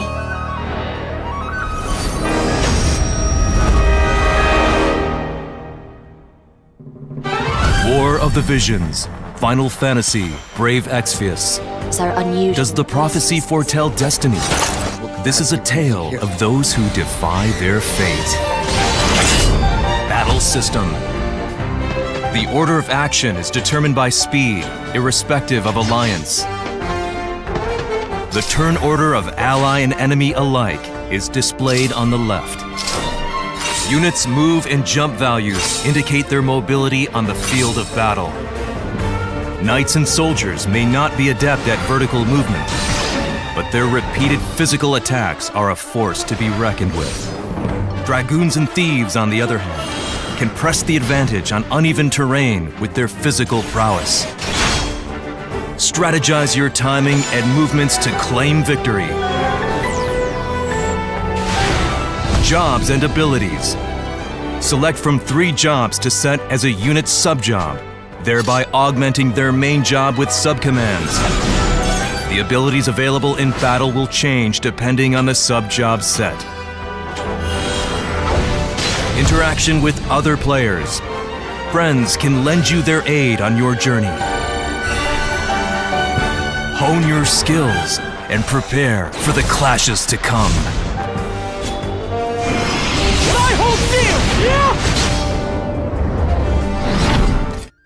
All right, hello everybody, welcome back. We are back from our break. Hopefully you guys were able to fill out that form and get your 100 scrolls of vicissitude. I believe the form is still going to be open for a little bit, so go fill that out. You still have a little bit of time. Or tell your friends, have them show up, watch the stream, and get the scrolls as well. So yeah. And it's much easier than last month's guess the character thing. That ended up being a little bit more confusing than we anticipated for sure. Because we were confused by the end of it. We're like, who won? Yeah. But this is easy. Just go put in the keyword, get your 100 scrolls, and go transcend Eileen. Don't do that. No. Do somebody else. Elia is currently available, so maybe think about that. Yeah, we're actually going to be jumping into the finals here very soon. Let's do it. So yeah, we're already on our finals. It's kind of crazy. This is going to be a best of 5. So yes, as little as 3, as most as 5. I feel like I said that in a really weird way. Yeah. Yes. And so one of the things that I think, like, I was thinking about, was it a good idea to do a show match, right? Like, was it a good idea for me to just randomly fight, in the semifinals? And one thing I think about that was added a little bit of fairness to this is, had we not done that and had, I can't remember what was, I was so concentrating on what I was doing. I show matched against, it was Frenzy, right? Yes. So if I hadn't done that, then ERESH would not have gotten to see Frenzy play on stream before the finals. So one of the reasons I think it was a good idea to do that is at least then Frenzy did have to show up on stream, at least show one of the teams that he had ready to go. And that makes things a little bit, more fair, because otherwise he might have got to watch ERESH play 2 matches without having to tip any of his hand. So I think that adds a little bit of fairness to the thing. It wasn't just something we did just for fun to waste time in that. Not waste time. It's all just fun and games at the end of the day, except for one of these players is about to win a nice prize, and the first place winner here does win a trip to the grand finals. That is true, and a nice trophy as well. Oh yeah. So here's the current bracket. As you can see, we've got Erish Melt versus ID Frenzy. Battle of that. Well, I mean, I'm not going to say it. It was a reference to a while ago. ERESH has only showed the Earth team. Frenzy showed I kind of want to call it like it was like a magic striking team with the Salir and the Addison Ray. I feel like, his team was fast. His team was lapping my team like crazy. Now, I did not put a bunch of thought into my team. This was something we decided to do just like 30 minutes ago.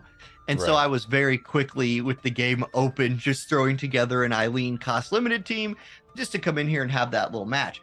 But still, the Salir and the Addison Ray put in a lot of work. And then Balo, Balo did Balo things like he will do. For sure. Yeah, we're waiting for the room number right now. They're getting set up, calculating initial placement, all that sort of stuff. Yeah, I think we will see. Okay, Justin, here's the question. In chat, here's a question for you as well. Is this a 3-0, or are we going to a best of 5? Because I feel like one of the two things happens. I feel like we very rarely have a 3-1 or something like that. I feel like That is either true. both. Yeah, I feel like it's either a sweep, or we end up in that, you know, that winner takes all match number 5. I think we're probably gonna see 5 matches. Okay. It seems to be pretty common that we see that. So Yeah. yeah. Question in chat here real quick. You can fill out the form currently. The keyword is triplet. I'll show it real quick for anybody that just showed up. Triplet, not triplets, just triplet. Yeah. I definitely typed triplets into the chat earlier. If What I chat? led you The astray, stream I'm chat. sorry. Oh, naughty, naughty. Naughty, naughty. All right, we got a room number here. Let me join. Let's do it.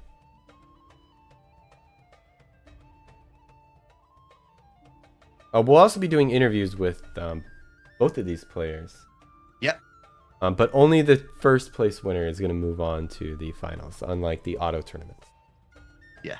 And I think the finals is going to be the same sort of format, right? Where we only, because in the auto tournaments, we have a bigger bracket. You know what I mean? There's a lot more room for players in that auto tournament. In these manual tournaments, just because of how long they take, we do have to limit the amount of participants. So this isn't a 24-hour event.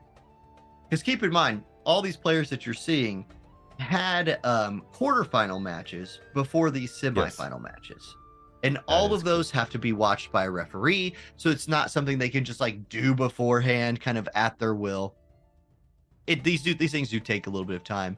And I think it's always worth giving a shout out to the behind the scenes people. You know, Yes, we putting love in a the lot of behind hard the work. scenes people. Oh yes. There's a lot of work that goes into this. There's actually sort of 3 separate entities. There's like my side, which is running the stream and doing that sort of thing. There's Auronnj's side, which is sort of adjacent to the tournament managers. He's sort of with them, the people that are like managing the tournament. And then we've got some of the members from Japan, which are sort of pushing the entire tournament forward. And of course, you know, every month we have to update all of these lovely assets and figure out everything else. Everybody's sitting in Zoom right now, discussing things.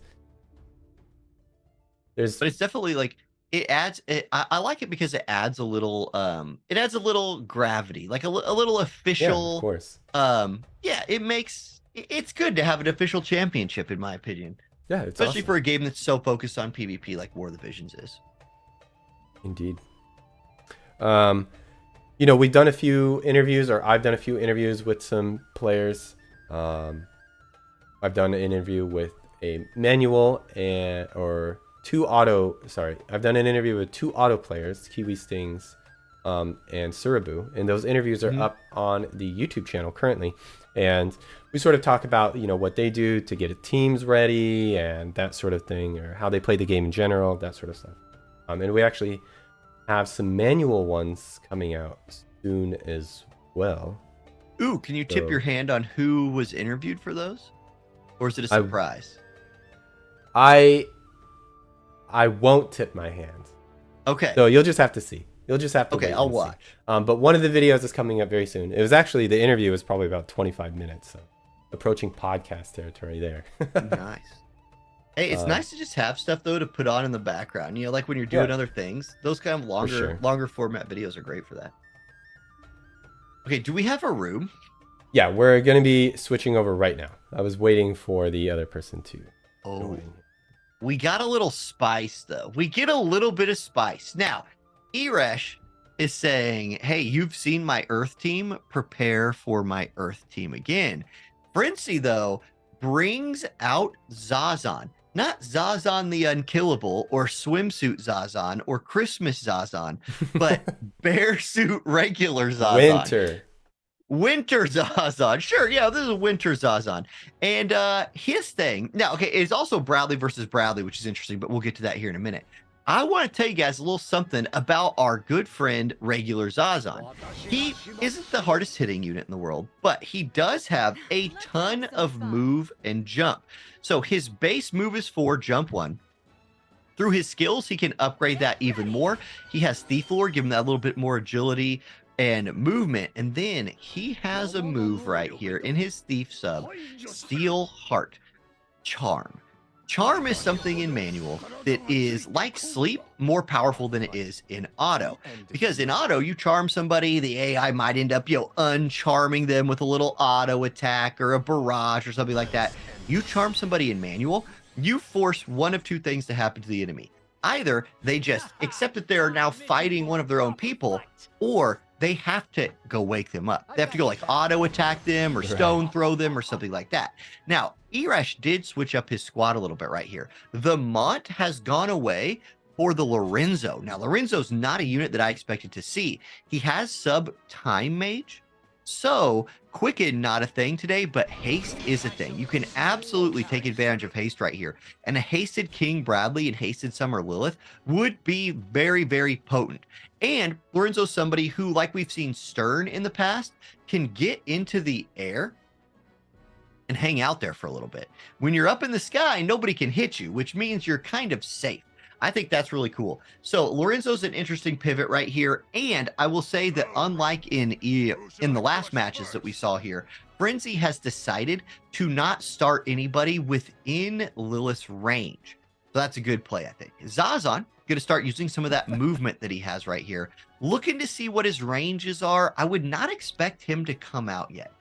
In my opinion, this Zazan kind of has to be a, like, I don't know what word to use right here. A backup plan. Like once the enemy Bradley comes forward, I think that's when Zazan will sneak out. But I want to go look at some Bradley stats while both players are just kind of sitting here buffing, doing the manual thing that is taking your sweet time.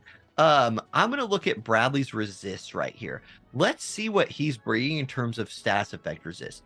Bradley is resistant to slow, paralyze, and a little bit resistant to stun. He has no base resistance to charm, so a 50% charm ability has a decent chance of landing on him, especially if Zazan is running full faith, which I expect that he is. Now, Lorenzo, I expected to see haste coming out from him. He's instead going with the self buff. I wonder if this is Lorenzo that's going to try to go DPS mode. 9,400 HP is a lot for him. It's actually more than the UR unit Lilith is running. So he's kind of a tanky boy, which will help. Lilith looking for her range. I don't think she has the range yet.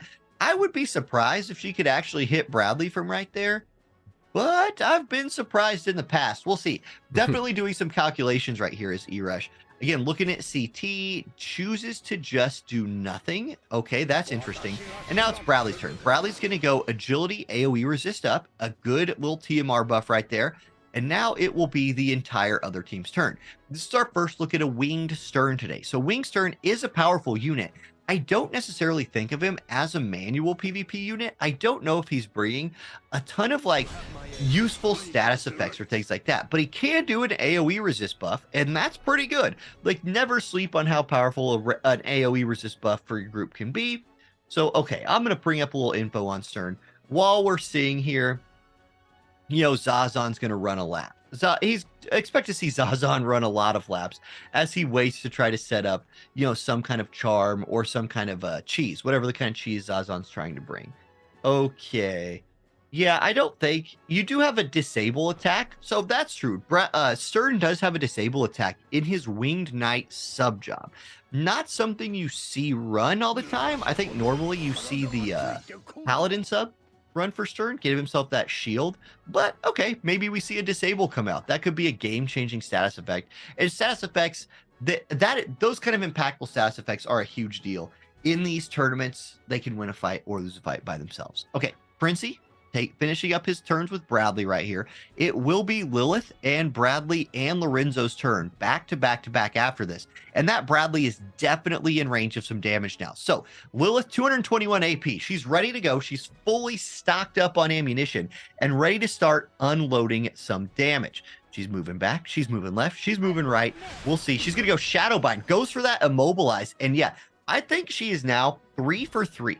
On a mobile, actually, it's more like 5 for 5 because she has reapplied that Immobilize to many targets already. Yeah. That is the also first Earth element attack. Bradley can follow that up with a chain. I think he's in range for a rend right here. If he can find that diamond shape. Yeah, there it is. Calculated rend. That's huge damage. And that's Bradley's courage already popped. That's crazy. He does get the CT up, but it's not like he could run away. He is stuck there. And immobilized has been about the most effective status effect that we've seen. Now, one CT up, Bradley to another, goes ahead and procs that again. Bradley is okay. Here's what's about to happen. Lorenzo is going to time a jump right here. Bradley can't move out of the way. So Lorenzo can just take Bradley out completely of this fight since he can't move.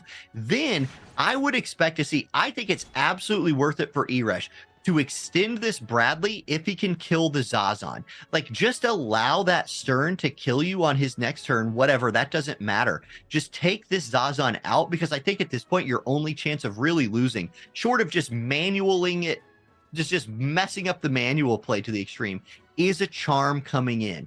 So I would, if you can kill him, if Bradley has the damage to kill Zazan right here, which he does, I think that was the correct play. Bradley's probably going to die to CERN right now, but whatever. Your Lorenzo's in the air, so it's not like Stern can like AoE him down. You have courage as well still, so unless Stern is removing that, this is looking like a 1-0 for the Earth team right here. But we'll see. We'll see. Wing Stern is a powerful unit. He's going to try to do some things, but Lorenzo's about to squash Bradley. Right now, okay, it's going to be the limit break. So this will be a haste.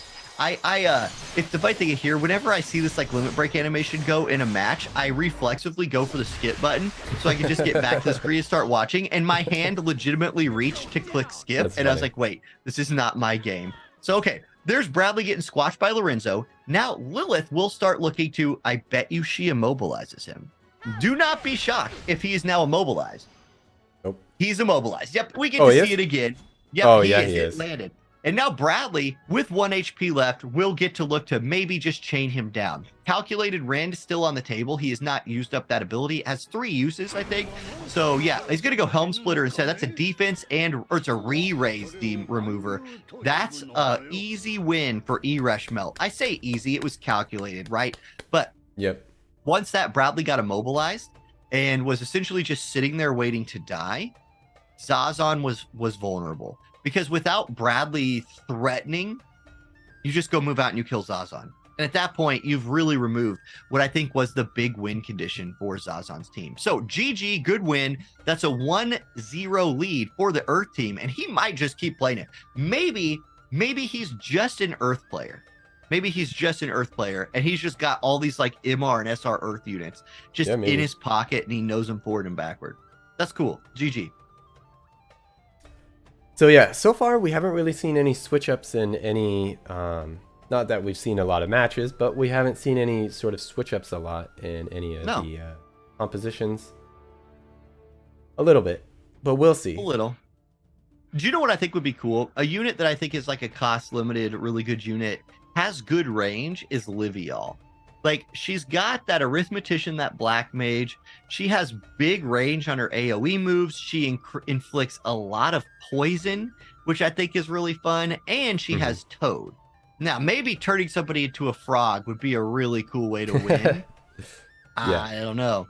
But I predicted to see an Elia the Alabaster. I'd still like to see that. I think you could run, if I was Frenzy, or Frenzy, and I had a Fist team, I'd bring it out right now. I would just, because Elia, even though it's Earth, Elia is not just going to get run over by that. And Elia being cost 100, if we look at the Elric brother here, Edward, his cost is 90, so cost limit 230. It would actually be a little bit limiting to try to put those two together. You'd have 40 costs left, which means you could play an SR unit or lower. SR units, we've seen Uni. Now, Uni hasn't been super effective yet just because of he's just been getting killed. But Balo would be a good player, and you probably have Balo built considering he just had a quest fairly recently. Naya is always good for that reflect. I don't know. That's the kind of pivot I might look to make if I didn't have any special tricks up my sleeve. Indeed. Okay. Yeah. Things are switching up here a little bit. Oh, do we have the next room? Yes. Have you already seen it? Yes. I don't see, guys. So people watching, I don't see the rooms till you do. So Justin knows things. Okay, he's got that insider info that I don't necessarily have. Oh, if you can't beat him, join him, I guess. Frenzy moves to Summer Lilith.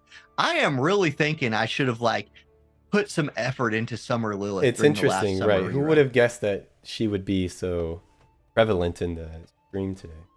Not me. We've only seen a couple people, but I don't know. I guess the map is just situated for it.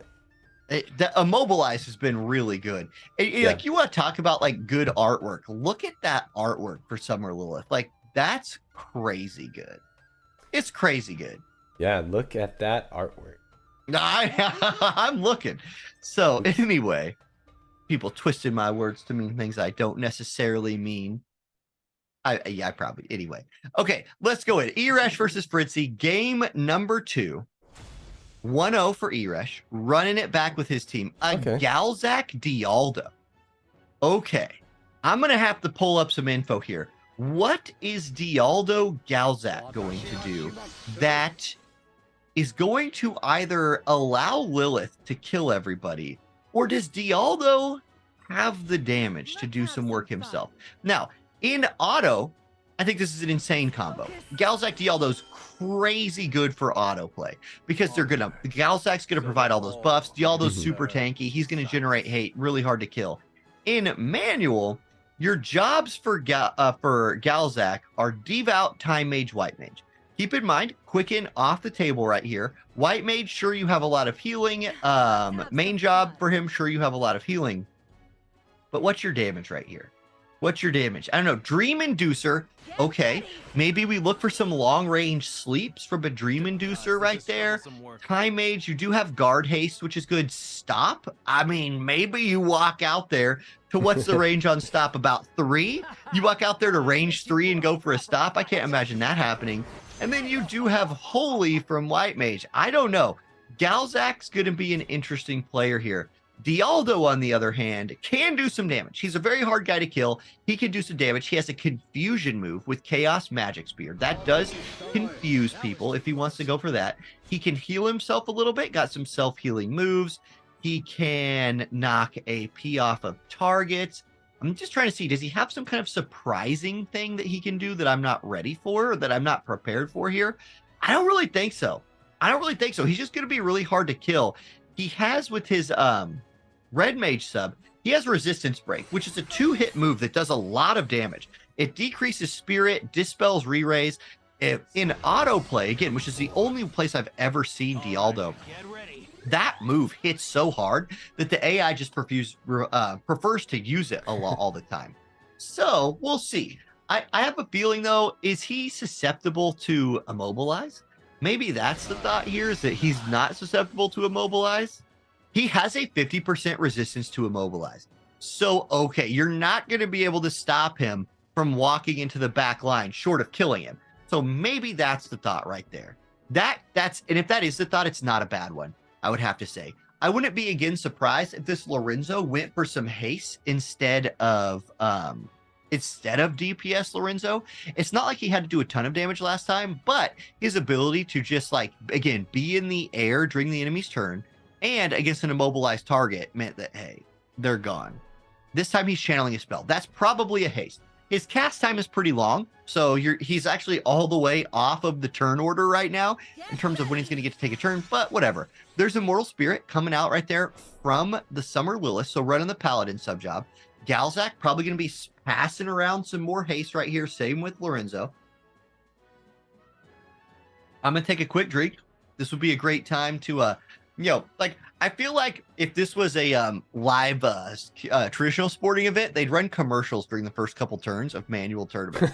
Because, I mean, like, right. It's like, yeah, the first couple turns of a manual tournament are almost like a basketball timeout where the coaches are just talking to the players, talking about what they're going to do, setting it all up. Now, Eresh is going to move forward right here. Again, Deceptive Miss.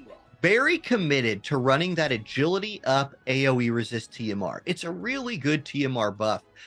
And with haste from with haste from Lorenzo potentially coming for the Bradley right here, it does make a lot of sense. You get agility up, you get haste up, you might have that chance of lapping even an otherwise hasted enemy team.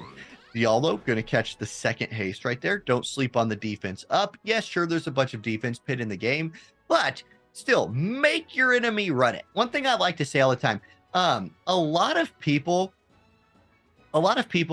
when they see something like a slashing move, or they see something in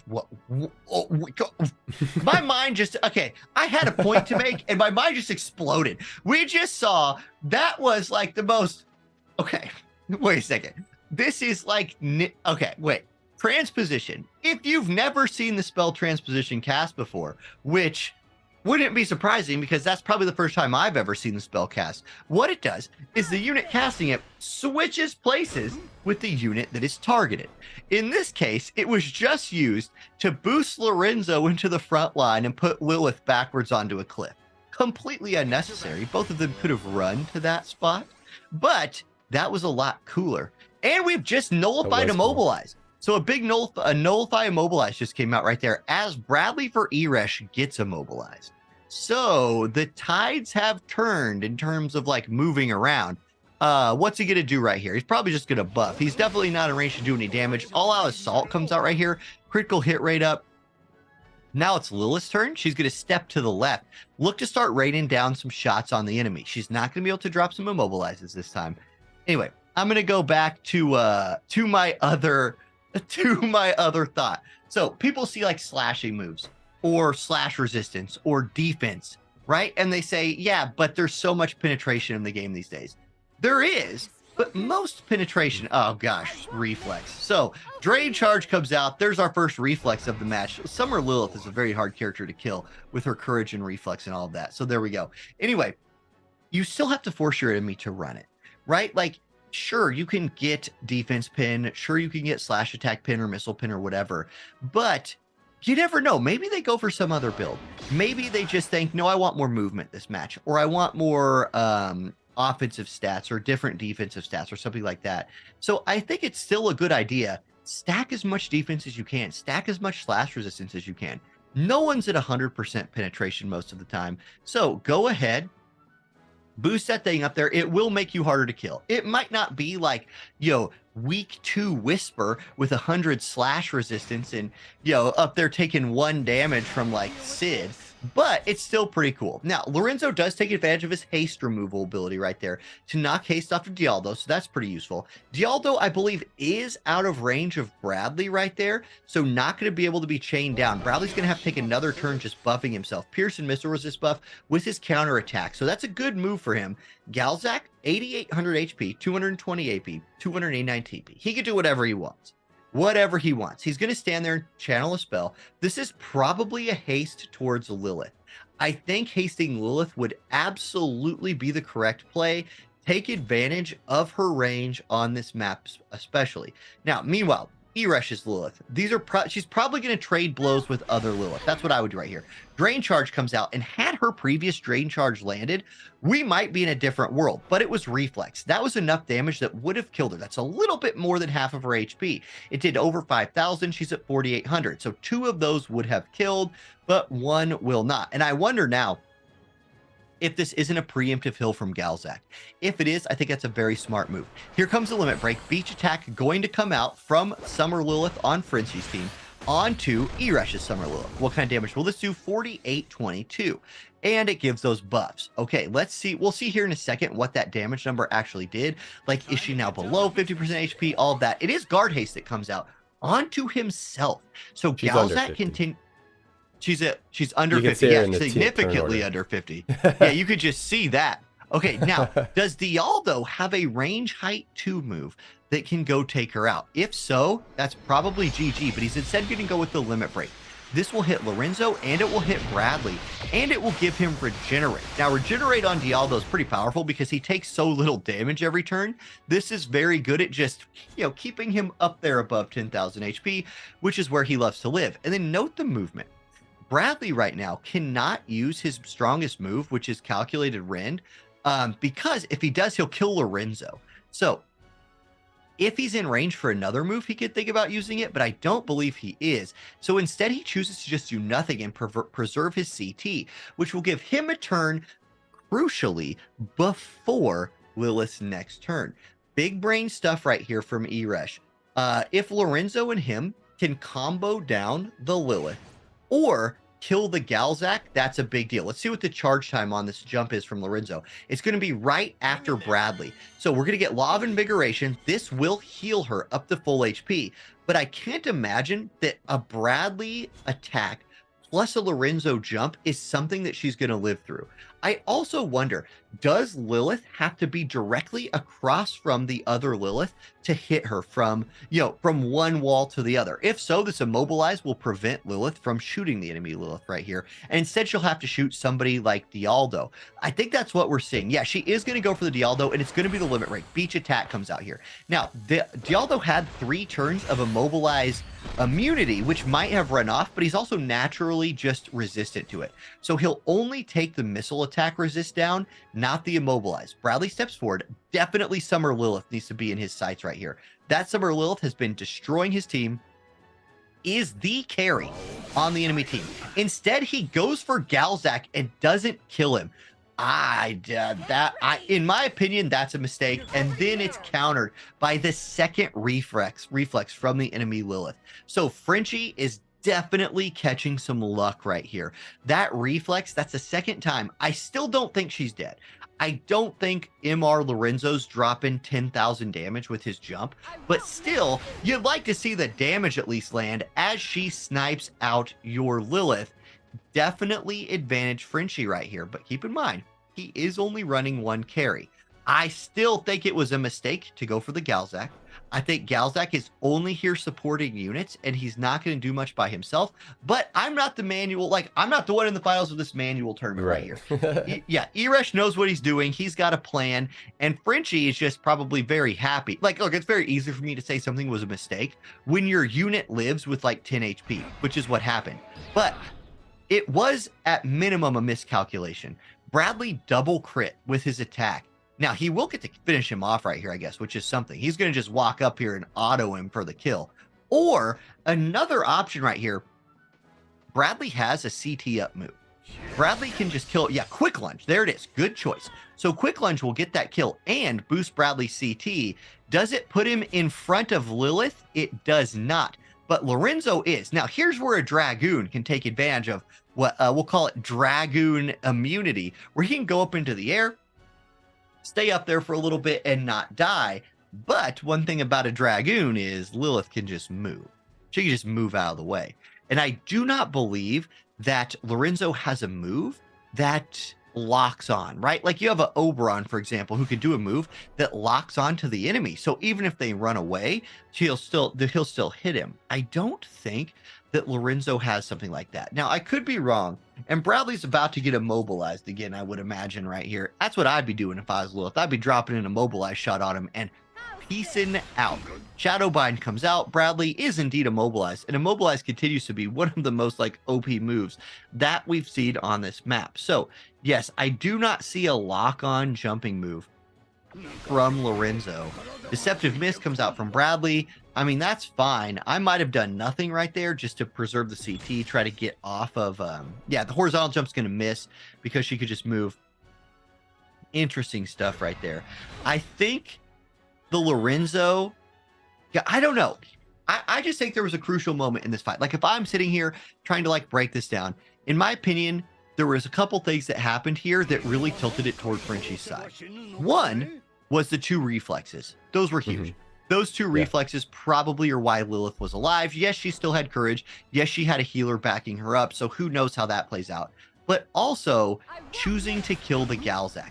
Okay, Galzak's dead. Fine. But the only carry on the team is still sitting back there carrying.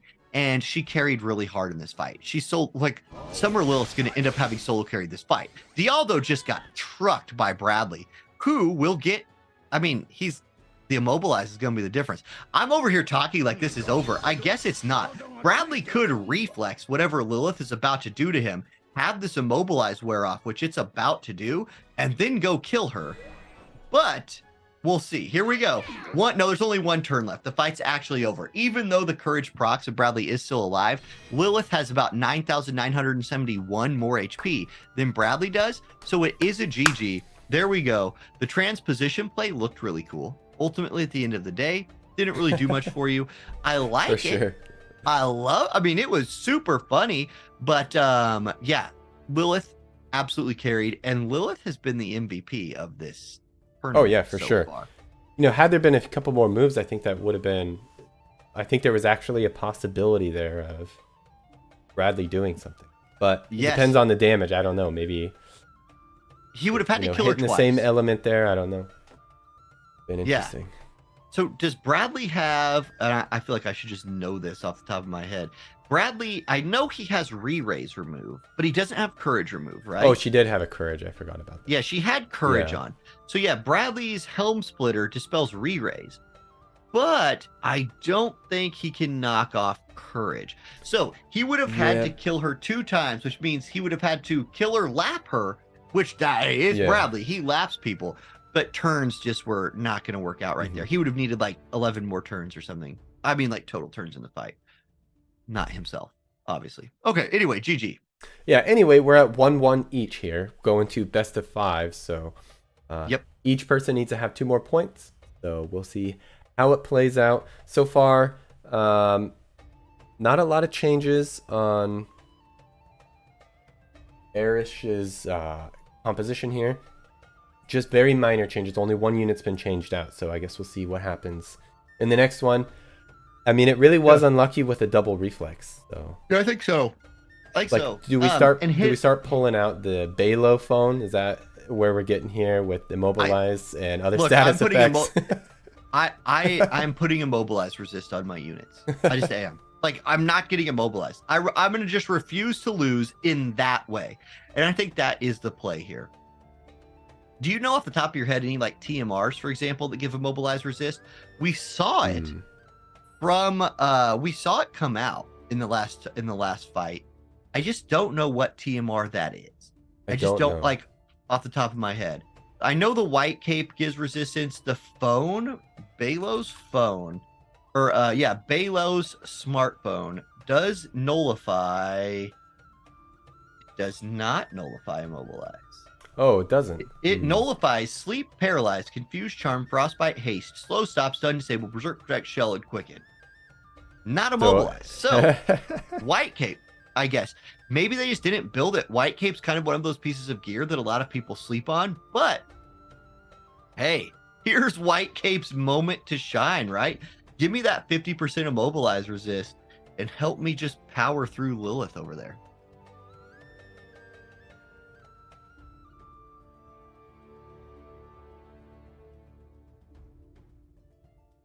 Anyway, yeah. Guess we'll see here. It's interesting. The finals always get a little bit spicy. It seems like this is no exception. Oh yeah, it'll be curious to hear. And like once again, when you're talking about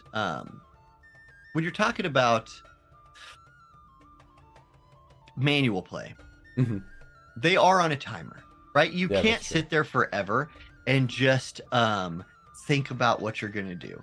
Something else to mention, which somebody in chat mentioned, is haste has a range height of 1.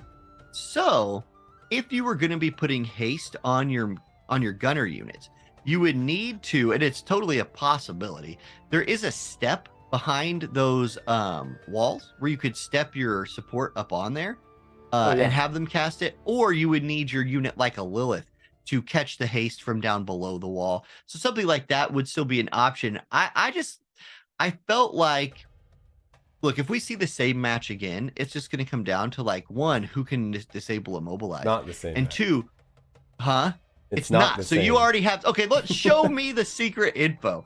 All right, here we go. Okay, can you guess? It's somebody that's a little older. Okay. That we've seen Missile in previous. Yes, that we've seen in previous manual tournaments. Eliza. No. Curry. No. Also no. You're gonna kick yourself here. One more guess. Elia. No. Okay, Jaden. Okay, there we go. So regular Jaden, Princey goes to the old school we'll call it season 1 Jaden, I guess, right? Like There we go. King Okay, yeah. Jaden, not husband Jaden. He's not married yet. He's still a bachelor. So at this point, now I say bachelor, he and Aliyah, I believe, are at least going out at this point, right? Like they are together. So he's not available. But it's Jaden with a Zazon and Bartz. Did not expect to see Bartz coming out here. So let's talk about that for a minute. We do get a missile resist buff from Bradley. So for 3 turns, we will have a little bit of missile resist coming through. But what's Bart's going to bring? We know what Jaden's bringing. Jaden's bringing that big range damage. I want to go see what this Bart's is planning to do here. So while the teams are getting ready, I'll pull up some info on our guy. The collaboration man himself.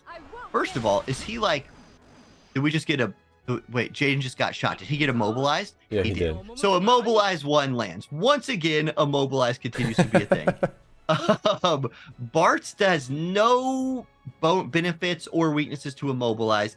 He's just resistant to Toad, Confuse, and Berserk, none of which we'll probably see here today, or in this fight. But for Bartz, what do we have here? I'm looking for like status effects that he can do, something like that. I mean, he does a lot of damage, so don't sleep on that. He's got striking and slashing damage, but yeah, he's really just here to come like hurt some people. Or no, this is the combo. This is what it is. Bartz is going to cast his follow-up attack buff, stand next to Jaden, and Jaden is going to rain damage from afar. That's the play here. Now, Jaden being immobilized might put a wrench in that, especially where Jaden got immobilized. He never got a chance to like climb the mountain right there. But now there's also a very unfortunate thing happening to Jaden right now. Jaden is channeling a spell. Jaden is getting a turn before his spell channel finishes, and he's immobilized. So yes, he Esunas himself, but he Esunas himself right after his next turn, which means he doesn't get that turn. He essentially just lost a turn. That Esuna removed 1 turn of immobilize. That's really unfortunate. When you're looking at cast time, sometimes you need to look at like, hey, am I gonna go again before this cast goes off? And in this case, yes. Now, there is a Keen Blade from Bartz trying to help boost Jaden's turns again here, but Jaden might just get chained down by Lilith. Like, Lilith could look to maybe kill him right here. I don't know if she has the damage. She's definitely stepping forward to see if she has a higher damage ability to try to do this with. Maybe her LB, yeah, it is going to be the limit break. I imagine this is a kill. This is a big damaging move. It's at least going to immobilize him again, I would think, but it does 5296. Is Jaden dead? Yes, he is. So initial placement didn't exactly work out right here for the Jaden. And now Bradley and Lorenzo are going to start walking forward, looking to do their thing. Zazon does exist. Charm, still a thing. So maybe, just maybe, Zazon pops up over this wall, walks up to Bradley, steals his heart away, shows him some of that chest hair, and is like, look at this, brother. And Bradley's like, oh, brother, we are a thing now, and his heart is stolen. And he turns on his team and kills them all, but I doubt it. And even if Zazon did that right here, I'm sure that Lilith would just put 1 arrow into Bradley and say, wake up, friend. And 1 arrow in the leg would just wake him up real quick. So Zazon is just going to reposition a bit right here. No one is safe from Lilith at this point. Lilith has the range to just shoot whoever she wants. But we'll see. Lilith's AP probably running a little bit lower at this point. I don't remember if she popped bells on her first turn or not. She did not. So, okay, no. Her AP after that limit break is a little bit lower, only 15. Now, she could just pop bells right now, which is exactly what she's going to do. And then she could just stand still or pivot back to the high ground right there. So, we'll see. Bradley's up next. He's going to do what right here? He's going to step up. He's looking for Bartz, I believe. So, here's the danger. If you're Eresh, here is the way you lose. You step up to try to kill Bartz. You fail in that. Bartz lives. You get charmed. Bartz, Zazon, and your own unit turn on you and kill you in like a reverse 3v2. Still, I don't know. That seems far-fetched to me. We do get a reflex, so that will help. Calculated Rend is reflex. That's definitely one of the things that probably needed to happen here for the Bartz Zazon team to have a chance. So Bartz will get a turn here, 9,300 HP. He steps forward. Bartz is a very strong unit, probably one of the better free units we've ever gotten in the game, for sure. He does a lot of damage. And we got a nice bit of grouping right here by the enemy team. So he could go... Oh, he's going to just drop the limit break right here. So Blades of Legends come out. I still think Bartz was not meant to be the main carry of this team. I think Jaden was meant to be the main carry. And Bartz was meant to just add a little follow-up damage. But that LB one-shots the Bradley. Now, Bradley has courage. So the one-shot turns into, yo, I'm just living with 1 health. But all of a sudden, this is a lot more interesting. Lorenzo's going to jump. So he's in the air. And his next attack will combo, elemental combo at least, with whatever Bradley does. Calculated Rend, 2 big hits onto Bartz. Does Lorenzo have the damage to take Bartz out from about 35-40% HP? The answer is yes, and courage remove. So Bartz is down. It is the Zazon 1v3. Zazon, die with honor, my friend. Die with honor. You're in a lot of trouble, brother. He moves to here. Lilith's turn next. What's Lilith going to do? I imagine she just steps forward and looks for damage. Like, you could absolutely play it safe as Arish right here. Shadowbind comes out. Is he immobilized? Tell me he's immobilized. It would just be fitting if he was immobilized. Bradley is peacing out. He is plenty scared. He's like, look, I'm barely hanging on right here. I'm going to re-courage myself, in fact. Now, it's Lorenzo's turn. I believe Lorenzo has the range to run up and jump. And if he jumps, it's pretty much guaranteed to hit because you got an immobilized target. He does not choose to do that. He just buffs. And you are perfectly safe to just stand right here. Let Lilith just rain her arrows. Here comes another one. Here comes another one. It's drain charge. That's lethal damage. Too. Yes, he was immobilized. So Eresh wins 2-1 Eresh. And I got to say, though, I really liked the idea. Of the Bartz Jaden combo team there. Yep. You bring in the follow-up attack. You have Jaden do AoE ranged attacks. And then Bartz just pops onto that. Pops a little bit more damage. Very good against things like Courage, which there was a lot of on Eresh's team. And just very good in general for upping the damage on your ranged carries like Jaden. I've not seen that purposefully tried before. Like in a manual setting, I think. And I believe that's what we just saw right there. Almost saw. We didn't get to see it because, once again, Summer Lilith proving that she is a thing to be reckoned with. For sure. Yeah, it seems like every time we see a Jaden show up in these manual matches, it's just to hit hard and hit fast out of the gate. But, yeah, you know, Ranger has been, you know, these range jobs have been very common so far during this tournament. So maybe... Well, and like... The mistake from Frenzy right there, what I don't think Frenzy realized was he thought, you immobilize me, I have Asuna, I'll be fine. So he starts channeling Asuna, but didn't look. And so the cast time was so long, it was below your next turn, which means you're like, I'm immobilized still, I'll do nothing. Yeah. Oh, I'm unimmobilized, but I already did nothing. Uh-oh. Yeah, you see it sometimes, it's sad. So yeah, is there a win team that you would think about running? Summer Jaden. I think Summer Jaden would be great here. Missile unit. Okay, that's true. Nice range. Elemental advantage. I think that'd be great. What do you run with that for like cost limited options though? Let's think about that. That's a good thing to talk about while we're waiting right here. So if you're going elemental with that team, if you're going wind element team, who are you bringing with you? You have Charisse. What's Charisse's cost? 870. Charisse is a 70 cost wind element missile unit. Now, I believe in my heart, I believe she's somebody that not a lot of people have built. At least you don't see her very much. But she does have Concentrate, which is a range 2 buff, and Hunter's Eye, which is range 1. So she can absolutely sit all the way back there with some kind of like AP restore and blast away.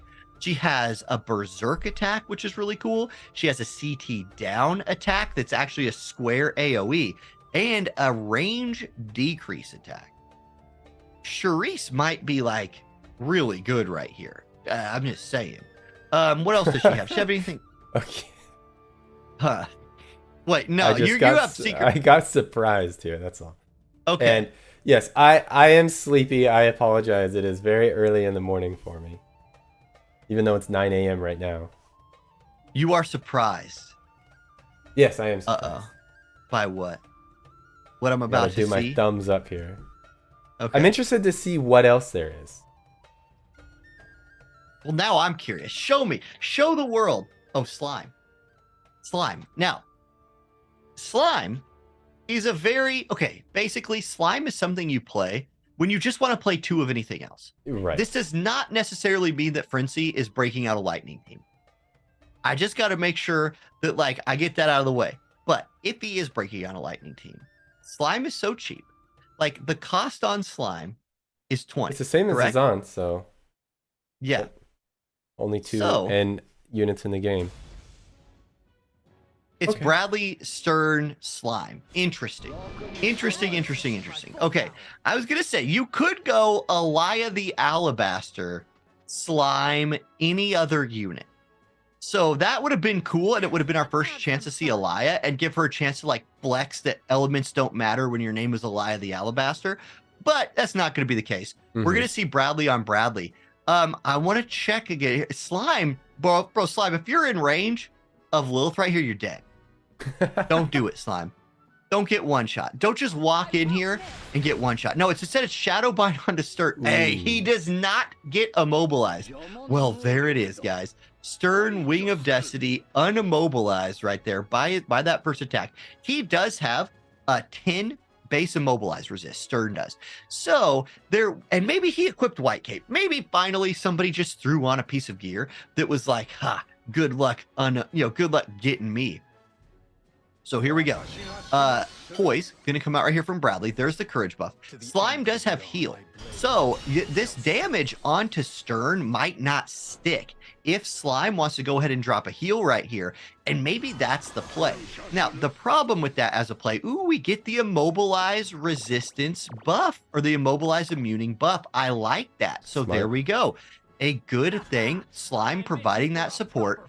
I think Lilith probably needs to prioritize taking out that Slime if she can find the range. I'm not sure if from up there she can shoot all the way to the back. So we'll see. Meanwhile, Lorenzo gonna step up. This is probably not a transposition play this time. I don't think we're gonna see the transposition ninjutsu stir play or play from Lorenzo here. Instead, it's going to be Keenblade, so giving himself a little boosted CT. King Bradley was going to go next anyway, I believe. So Bradley steps forward, probably looking at putting courage on himself right here. That's at least what I would anticipate. If he doesn't already have it, he might have already taken a turn. If that's the case, he'll probably use that agility TMR buff that he's been using all the time. No, it's courage. So physical damage up. And the courage buff, very good. Restores a little AP as well. Meanwhile, Frenzy's Bradley going to step up momentum. There's the haste. I've been waiting to, in my opinion, there's 2 versions of King Bradley. There's King Bradley and there's hasted King Bradley. And hasted King Bradley laps your team. Regular King Bradley can lap your team, but hasted King Bradley is so annoying to deal with. Now, this is an interesting thing right here. Stern stepped forward. Stern stepped forward with less than 60% HP into Lorenzo and Lilith. If I'm Lilith, right here, I am shooting Stern for sure. I'm going to try to kill him. My goal here is like, Bradley's going to get me. Bradley's going to be on top of my team before he's dead. But I can drop this big AoE damage right here, then run away. Good. I think that's the right play. Then Lorenzo can step out, jump into the air, which means he's unhittable by Bradley. And Stern might die. At least Stern might have to pop his re-raise. And if he does, then as long as your Bradley doesn't die, he can step out, kill him, and you're in a 3v2 with one of those 2 on the enemy team being Slime, whom you'll just one-shot the first chance you get. Now, that was a lot of damage from the enemy Bradley right there. A lot of damage. It actually was one shot. But if you can do that back to him, pop his courage, 1 arrow from Lilith, it's over for him. So that's the play. Now the CT up might ruin that plan. In fact, the CT up does ruin that plan. So re-raise removal though from Lorenzo kills Stern. I forgot Lorenzo has re-raise removal. Slime has not full life, but Slime has raise. So Slime is going to try to use his electricity powers here. Well, he's out of range, I guess. He's just going to give himself his heal. Anyway, here in a second, Slime is going to try to use his electricity powers to bring Stern back from the dead. If that raise lands, I will be shocked out of my head. Because really? Yes, because it never lands, and these units are probably running 50 Faith. Oh man, it could be. It could be. We'll see. Calculated Rin for Lorenzo. That's a kill. So Lorenzo, who's not in the air, very susceptible to dying from things. But that Stern is, or that Bradley's in a lot of trouble right here. Not this Bradley, not Eresh's Bradley, but instead, I mean, the other Bradley, Frenzy's Bradley, because Lilith's just one arrow. The reflex is a thing. Let's not forget. And there it is. Yeah, reflex is a thing. It's like I could just see it coming.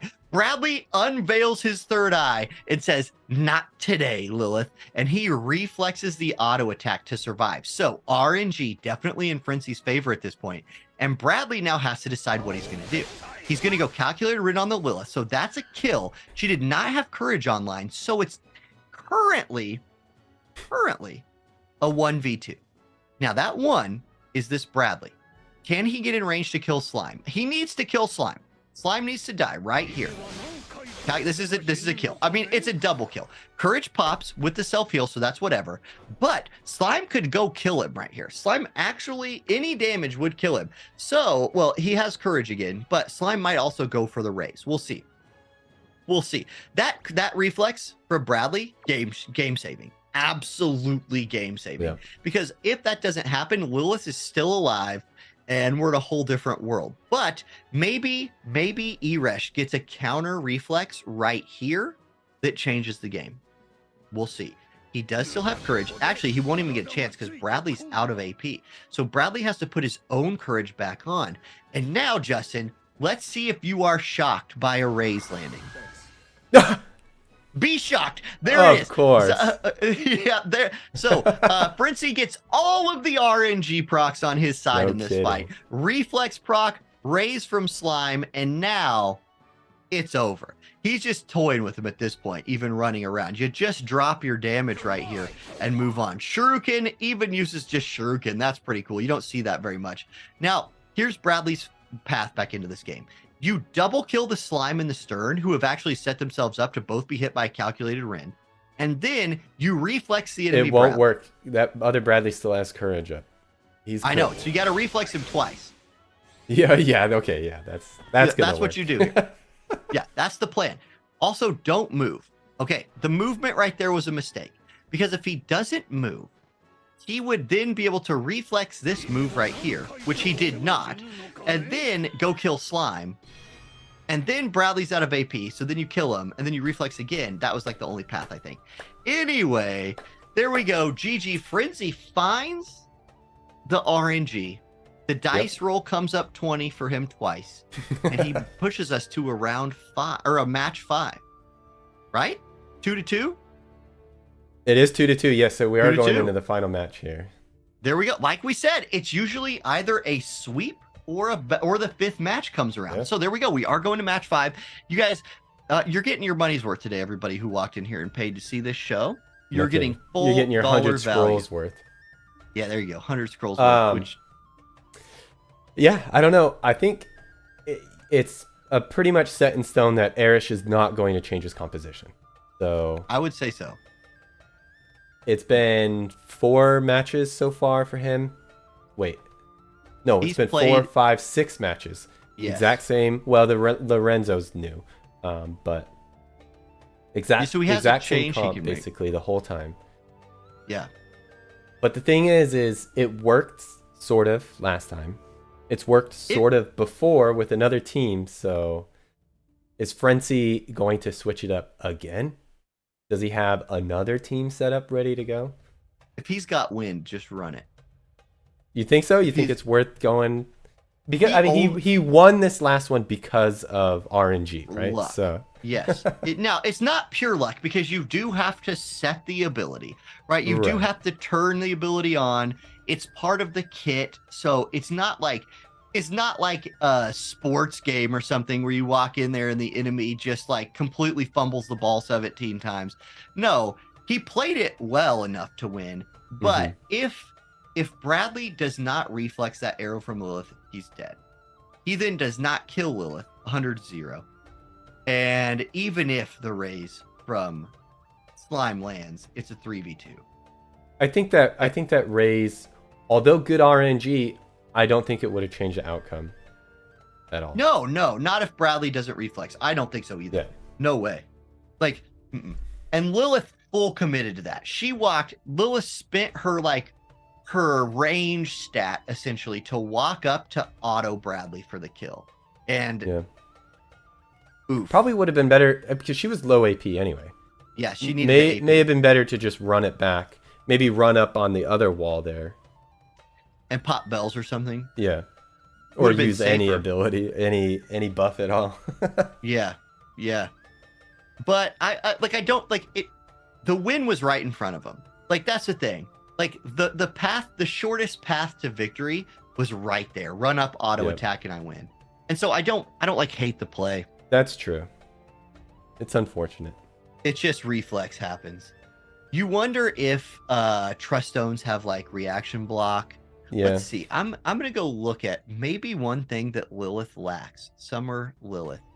Maybe we found the chink in her armor, which is so in her dream ability and in her master ability, she does not have reaction block.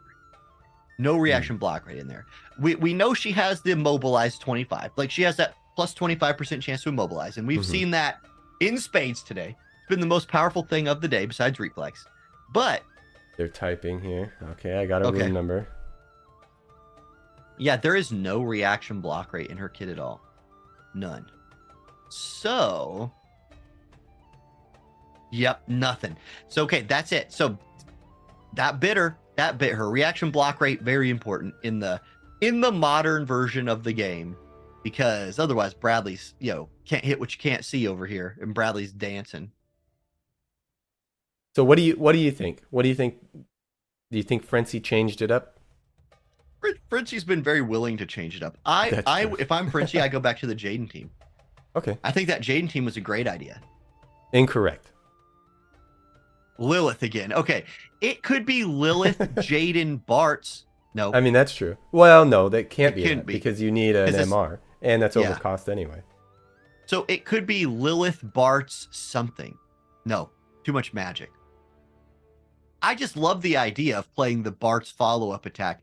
Again, like, that follow-up attack is also kind of cancel courage. Okay, we're looking at... Yeah. Yeah. I think we're looking at a Lilith, Slime, and Jaden? possibly a Jaden. I think it's possible. 2981 magic. It's magic. If it's a It's slime, really it's mixed. magic slime. Yeah. I mean, Eresh is just going to run it down. Like, this is his thing. It's game 5 of the finals. You don't go to the bench. You just say, here, I got this. And I'm bringing what I got. The polls have been pretty much leaning towards Erish the entire time, and this one that just popped up is 50% split. And you know what? You know what Frenzy did is he went to his tank comp. He went to the Dialdo team. It the did Dialdo Galzak team. It got him a win once. But I don't think, like, again, Dialdo, you can't really immobilize Dialdo, so that's a thing. Okay, actually, if anybody in the game could immobilize Dialdo, it's Lilith, because she has the boosted chance that, like, half overrides his his resistance. He's got 50 resist, she's got 25 increased chance. So if somebody could do it, it's her. But I don't know. Once again, I guess here's my question, right? Can Bradley and Lorenzo run past Dialdo to get to your Lilith? Once Lilith dies, I mean, you know what though? Dialdo's so OP. Like, Dialdo's such a good unit that maybe if you sacrifice your whole team to get to Lilith, and maybe you also like aren't able to chunk a Dialdo down, he could probably just run up on Lilith and punish her. Now, that was I think an interesting thing just happened here as well. Frenzy's Lilith stepped forward. Did she go for the immobilize right there? I didn't see the name of the move. I didn't see it either. So she just walked up and shot Erish's Lilith. She did get immobilized. And the immobilize landed. In the back, I too. couldn't see. It was off screen. So Lilith does start this match immobilized. I still have not seen this Lorenzo use haste yet. I wonder if, and I'm going to check on this right now while the teams are setting up. What sub job does Lorenzo need to run? Is there a benefit to him running a sub job besides Time Mage here? Maybe that's what I'm missing. If he runs his Dragoon sub job, You have a bravery debuff and a move jump buff. So there's no real benefit to that. Lancer gives you another immobilize attack, a slow attack, but all short range stuff. High Mage is the sub job to run here for sure. I'm just surprised we haven't seen him using haste. Like, I feel like that's something he could do as he's walking out there closing the gap. Now, maybe he just has his turn order figured out in such a way that he feels like he doesn't need or want to do that. And maybe that's what we're looking at. I don't know. We'll see. Dialdo's messing around right now, seeing what he's going to do. He's probably thinking, with the Lilith immobilized, why would I step out into her range? I will just let this kind of play out for a little bit. Rain arrows with my Lilith for a while. We'll see. Lorenzo's turn next. He is going to transpose. Run out there, Lorenzo, right next to Bradley, and then transpose and just swap spaces by one spot. Nope. He's gonna go protect reaction block, right? And then start running forward. Not gonna meme it up today, I guess. Now it's his Lilith's turn. Lilith can pop some bells right here. Make sure her AP restore. Make sure her AP is in line. She already popped it. Okay. Yeah. So she's just waiting for this to wear off. She's gonna go smoke screen, which is an evasion buff with a defense buff on it, trying to survive this. So Frenzy's Lilith can hit Eresh's Lilith, and this difference in range could be the difference in the fight. Now, interesting option right here by Frenzy. If what I'm thinking just happened, is he choosing to take no action? Because look what happens if he does. If he takes no action, it's his turn again right after Bradley, but I don't know what he would be thinking if he was doing that. I feel like I don't know what's going on right here. It's the limit break. No, it's Shadow Bind on Lorenzo. Did he get it? Yeah, he did. Man, immobilized, man. Immobilized. Like, who would have thought that immobilized would be the thing? Now, Bradley is feeling very 1v3 right now. He's feeling very much like, come on, guys. Look, guys, please. I need some help right here. I know I'm a broken unit. I know I'm really strong, but can anybody please come help me out? He's going to pop that AoE resist agility buff for himself. He's going to walk forward. If he moved to there, the entire enemy team would go before he went again. Can they kill him? I don't know, especially with courage online. I really just don't know. We'll see. We are going to get the Silence Charm Immobilize Nullify right there with that TMR buff from Galzak onto Dialdo. So Dialdo feeling a little bit safer to start running forward now. Galzak also steps to the side. Again, with the enemy range unit being immobilized, you do just have such a feeling of safety. And I wonder if Eresh is wishing he ran a little bit more range on the Lilith at this point, because this will be now her third turn where she's been unable to shoot anybody. She just chooses to do nothing. She's just going to stand there. That's fine. Save that CT. Get your next turn as soon as you can. All right, Dialdo steps forward, 15,398 HP worth of magic tank right here. He's looking at Bradley. This could be the limit break, looking to get his regenerate online. Again, looking to kind of sustain himself a little bit. Here we go. We're thinking, hey, guess what? Eresh says, you're not the only one who can reflex stuff, my friend. And his Bradley pulls out the reflex. Clutch, clutch, clutch. Now, can Frenzy... What's this going to do? This Lilith is the key to this fight. Shadowbind comes out. I don't think it landed. I don't think it did. It did. It did. It did. Well, either way. Of course. Yeah. Now, Bradley can take advantage of some CT up moves right here. Try to boost his turn orders enough that he just, out turns this thing. That's big damage onto the tank right there. 4,900 with that defense down. Unfortunately for him, Lorenzo is not in range to follow up on that. Lilith will be, because Lilith can start moving about again. And if I'm Eresh, I need to move that Lilith out of the corner somehow. The enemy Lilith. Unfortunately, with my Bradley being permanently stuck right there, she has no incentive to move yet. So do I pivot my Lilith to the right, trying to just kind of shift this fight? Or do I run her up here, make her into a potential target, but start raining damage? She lands the poison. All right, now, I got to say something about this poison, though. Poison is overwritten by Regenerate. Dialdo can just pop his limit break, give himself Regenerate, that poison goes away, and now he's regenerating HP. So that could be a problem, but I do like the thought. Poison is very effective against a big tank like this. Law of Alleviation is going to come out from Galzak. 5,000 point heal right there. So feeling a lot better now. is Dialdo. We're finally going to get a guard haste cast by Lorenzo. He finally decides to lean into that time mage a little bit. And now it's Bradley's turn. Can Bradley hit Galzak right here? Did Galzak mess up and walk into Bradley's range? Maybe? Can Calculated Rend, like, I don't know where. No, it can't. Calculated Rend is only going to hit the Dialdo. It does a lot of damage. A lot of damage. Let's see where Dialdo's sitting after this. He's poisoned, but I would not be shocked at all if he pops his limit break right here just to undo that poison. He's going to step back onto that ledge. He's still in range. Like, that ledge does not save you from the Ranger unit right here. Knight's Blessing will give you that shield, but the poison procs for 2309. I don't know, man. Okay, Lilith. She's proven to have the range before to hit that ledge from that other ledge, but she instead is going to step up a little bit. If she could kill Dialdo right here, that's going to feel really, really good for Eresh's team. So what's she thinking? She's got haste. She's going to go Drain Charge, 2627. The shield definitely saves him, but a little bit of healing right there for Lilith is going to feel good. Now, it's Lorenzo's turn again. Lorenzo's still immobilized. He's chilling. He's going to start channeling another haste. It is Lilith's turn, 77 AP. Frenzy's Lilith is going to be great for AP the rest of the fight. This is only her second turn with bells on. She's not AP, no problem right here. She can go Limit Break. She can go Binding Shot. She can go Poison Arrow. Any of those things are on the table, but it's starting to close in. The walls are starting to close. You have one carry. It's a ranged unit, and all of a sudden the enemy team is closing the gap. Your tank is sitting there, low HP and poison.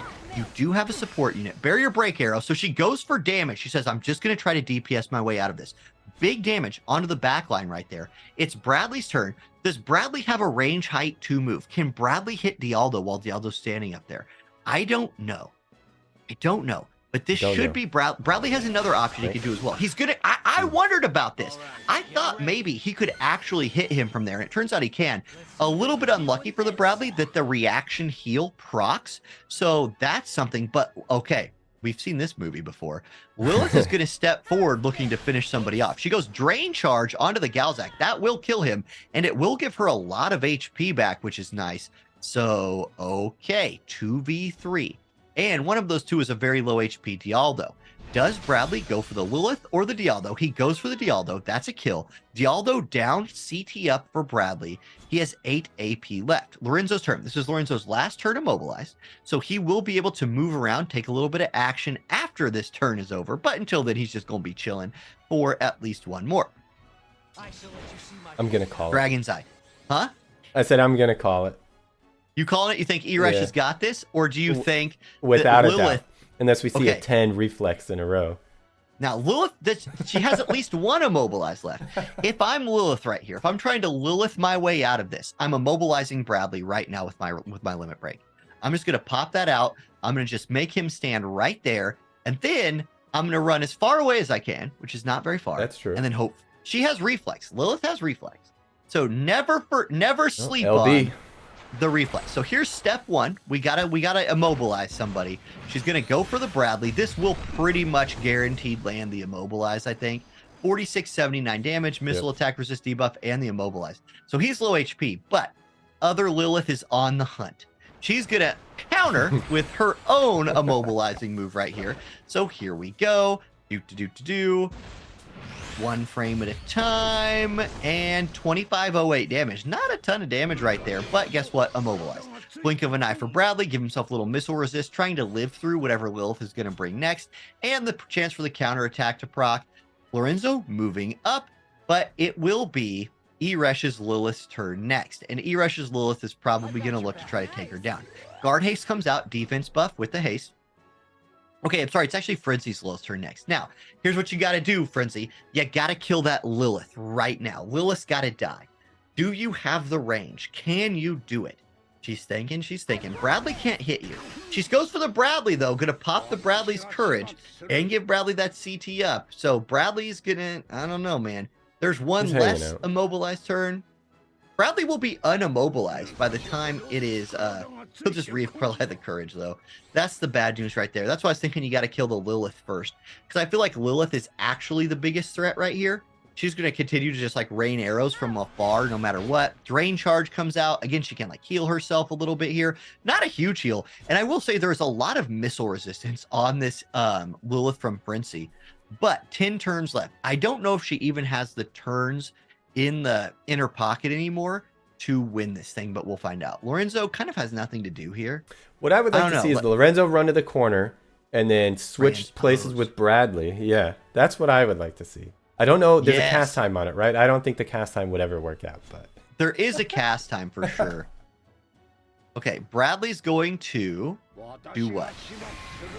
Preemptive miss. So there's that agility AoE resist buff. And then Lilith. Okay, she steps back. She's going to step 1 square higher. Armor break arrow. There's the big damage. There's the kill. And Eresh picks up the win. GG Eresh. Congratulations, sir. You have qualified for the grand finals in December. Congratulations. Lilith carried you the whole way, man. That was an awesome Lilith Bradley team. Not what I expected to see at all, but I am very, very, very impressed by the Lilith. I would say that the tank, we talked early in the day how like tanks kind of weren't great in manual PvP. I would say that played out. Still, Bradley, very, very strong. We did not end up seeing any Alaya, which might be because either they haven't built her yet, being a brand new unit, or just that there was so much Earth, didn't want to risk the elemental weakness. But still, Eresh, congratulations. And also congratulations to Frenzy as well, making it to the finals. Had to beat Eileen to make it to the finals, which was no easy task. Yeah. But yes, congratulations, Eresh. That was... quite a finals match. I think it was well fought, really up against the RNG there, but came out victorious. Yes. I am really wishing at this point that I had invested a little bit more into Summer Lilith. I'm very, very impressed by her. She's still available. Okay. Yes. Well, maybe it's time. I mean, you are doing a PvP a manual PvP consultation. So there you go. That's true. Man. Okay. So we are having interviews with both players from the finals. So those will be coming here in just a second. We got to get them into the chat rooms and all of that.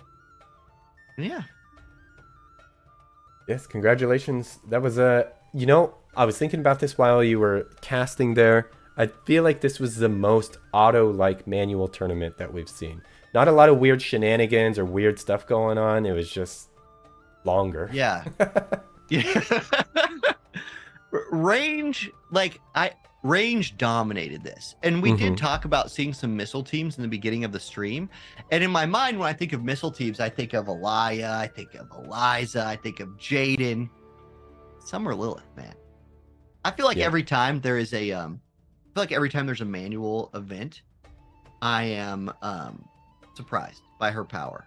By something new's power, I guess is what I'm trying to say. And this time it was Summer Lilith for sure. All right, we've got the tournament. So I see you. Yeah. The bracket here. Let me center it. There we go. Now it's pretty. Erish Melt, first place winner of the Ovis Cup. Congratulations. Beautiful. Very well earned. And we'll be doing an interview with him or them. I'm not sure. We'll be doing an interview with Erish here very shortly, getting it all set up, ready to go. Usually what seems to happen is people have issues with their microphone or something else. Oh, yeah. always assume microphone issues. Right. It's like sort of not quite the same issue, but you remember back in the day when people would like call into the radio and they would have like the radio in the background and there'd be like a weird feedback thing. They echo themselves. Or like, I think the most popular one on like internet shows is people don't realize there's a little bit of a delay. And so they call into the show and then they wait for the show to be like, okay, I've got Justin on the line. And they said it like 30 seconds ago. Yeah. But since you're watching the stream, you just saw it. Oh, hello? Yeah. Am I live? Yep. Oh, cool. Yeah, so there we go. All right. Are we jumping into an interview now? Let's get ready and then we'll wait for them to join. Okay, I will mute myself in Zoom and head to Discord.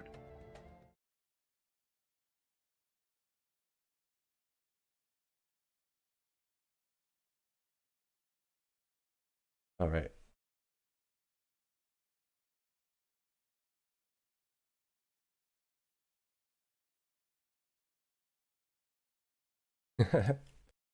Let me check this real quick.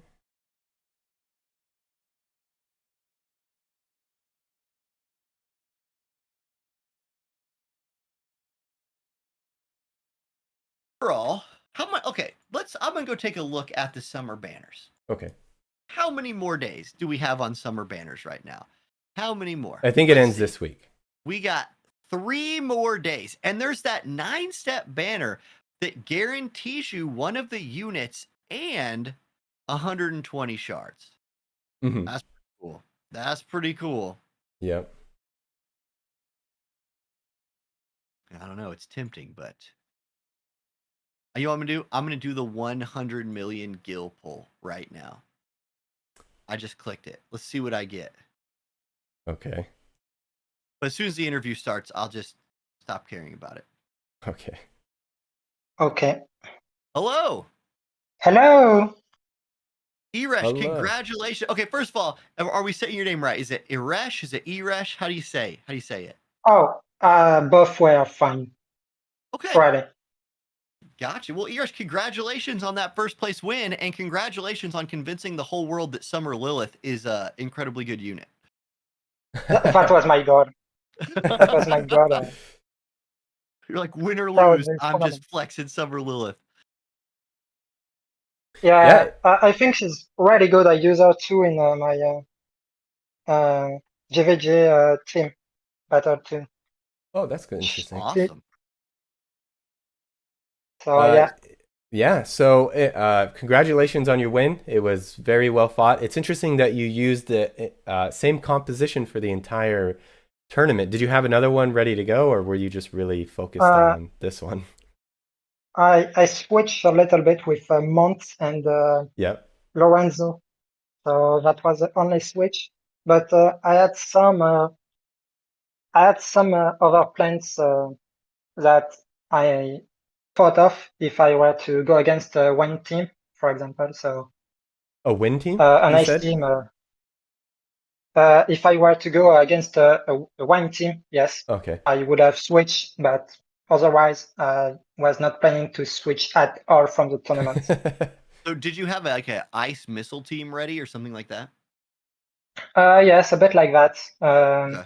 Planning to use Valade as my MR and lower, and Hmm. I had an Elisa and a Victoria too, Okay. ready to go, but not my strongest, sadly. Yeah.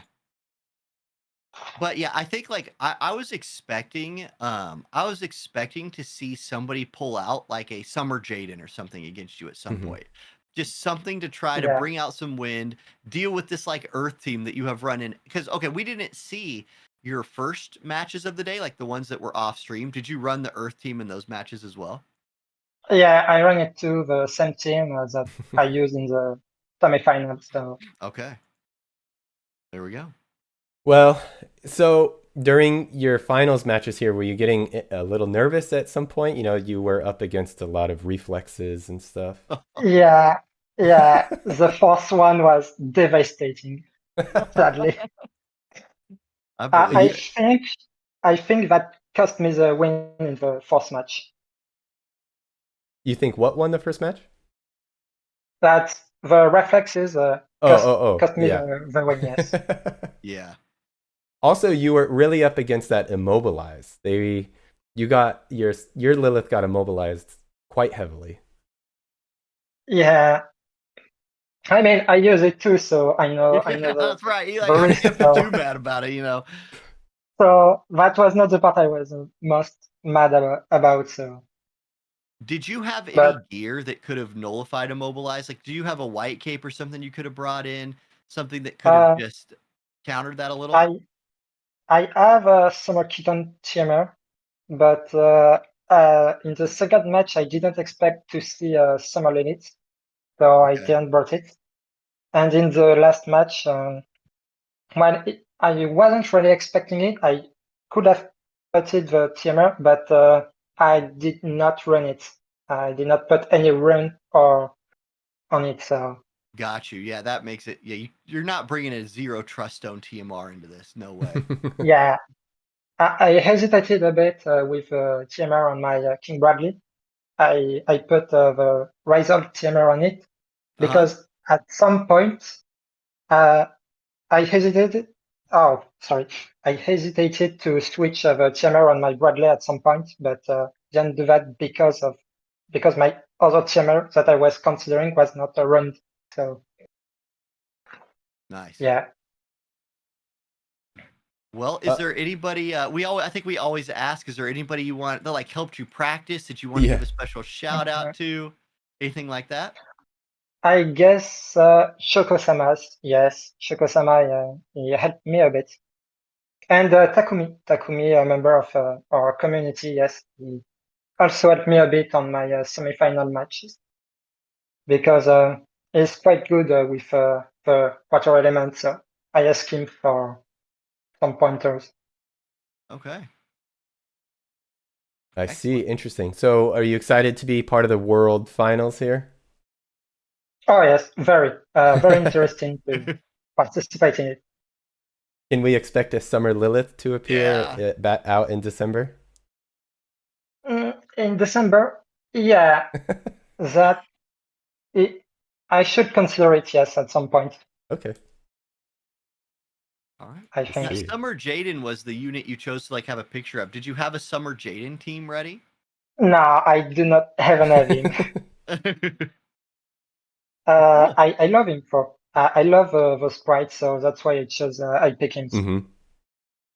But yes, it's very nice. It just so happened that at the time that he came out, about the first time and with a rerun, I just was in zero visual, so can't put him. That'll happen. Yeah. All right. Well, any last words that you would like to have?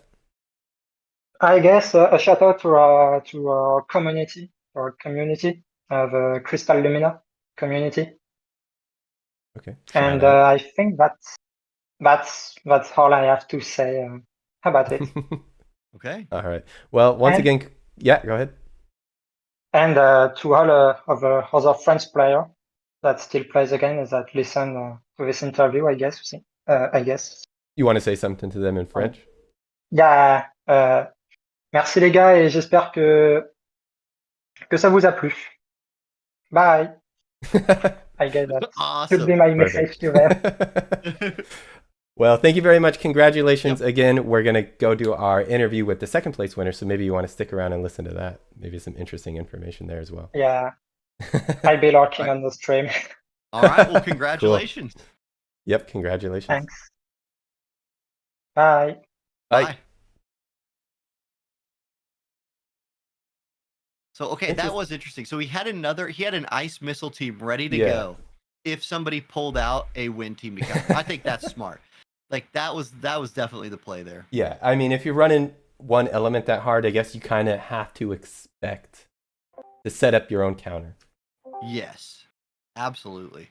Hello. Can you Hello. hear me? Hello. Yes, we can very clearly. Thank you for joining. Thank you for choosing me to participate at the tournament. So, Fritzy, so close. One match away. Yeah, that's true. But also, that was deserved for my opponent because I had too many reflexes. Well, hey, it's very nice of you to admit that. I would feel a little bit ashamed if I had a win with all the reflexes. Hey, you know what? It happens though. Now, I have okay. I think the first question I wanted to ask is, did you have a wind team that you could have gone to? Because Ira is basically full committed to playing Earth. At least for like game 5, did you have a wind team or something that you could have pulled out? I had Summer Jaden at 140. I could technically use him. But I feel a little bit stupid to not use it. But I was persistent to use my Earth team because I am also a main Earth player. Okay. So I would I wanted to try the Earth team. Interesting. Yeah. So yeah, Well, you go ahead. No, go ahead. I'd say I do agree with the idea of just playing comfort in the finals. Like if it's game 5 of the finals, play what you're comfortable with, right? So if you're an Earth main, if Earth is what you know, yeah, absolutely. Stay Earth and just try to go for it. I actually thought that 5th match, it looked not very close because there was a time when you had only Lilith left, but I thought it was actually very close. Like your Lilith had a chance there at the end. Yeah, I think I made for sure some mistakes, but because when I was thinking, I thought I saw that my turn time was running out, so I was like, oh no, oh no, I need to do something. Yeah, absolutely. Well, okay, I got another question for you. The Jaden team, was that a Jaden follow-up attack team? Yes, it was intended to be like that. I tried some testing, and the only way to make sure Bart's went to do the follow-up attack is to place on the other opposite side. But the main problem is he doesn't have the affinity bonus because they are too far away, so they were a little bit slow. That's why the opponent team went first. Makes sense. Makes sense. All right. Well, now, are you going to be participating in the what are they called? The second attempt, the second try tournaments? For the auto or for the manual? For Either the manual. For Either way, yeah. Okay. I think not, but because I will probably going to be more busy with my life. I need to study. Oh. Yeah. Well, that's okay. Yeah. I'm fine with participating with this tournament. I never thought I would be make here. Well, that's awesome too. I mean, you got second place. And you beat my team, which was, I mean, pretty impressive. That's true. Can I be honest with you? When I went with that with my team, my Sally Valentine didn't have any trust stones. It had something like 6,000 HP. I should have probably tried to kill her, I guess. I forgot to put her trust stones. Yeah, that was exciting. So is there anything that you wish you would have done differently over these last few matches in the finals? For sure, went to go with the wind team. Yeah. That would be probably the best choice. So the interview that we just had, he was saying that he had an ice missile team ready to go if you brought out a wind team. Okay. That's interesting. Yeah. But if you'd have brought it out in game 5, he wouldn't have had a chance to counter it. That's true. Yeah. Still, it's hard to go back and treat things that way. So yeah. Good run. Game 5 of the finals is a really good run. It was an honor to participate. Thank you. Yeah, that's great. So is anybody you want to give a shout out to, or anybody that helped you prepare that sort of thing? Give a shout out to my guild and my guild mates for Hydra, an Italian guild. Okay. Nice. So the other person gave a shout out in French. If you want to do one in Italian, I think that would be fine as well. Okay, wait a moment. Okay. E andiamo per Hydra. Nice. Perfect.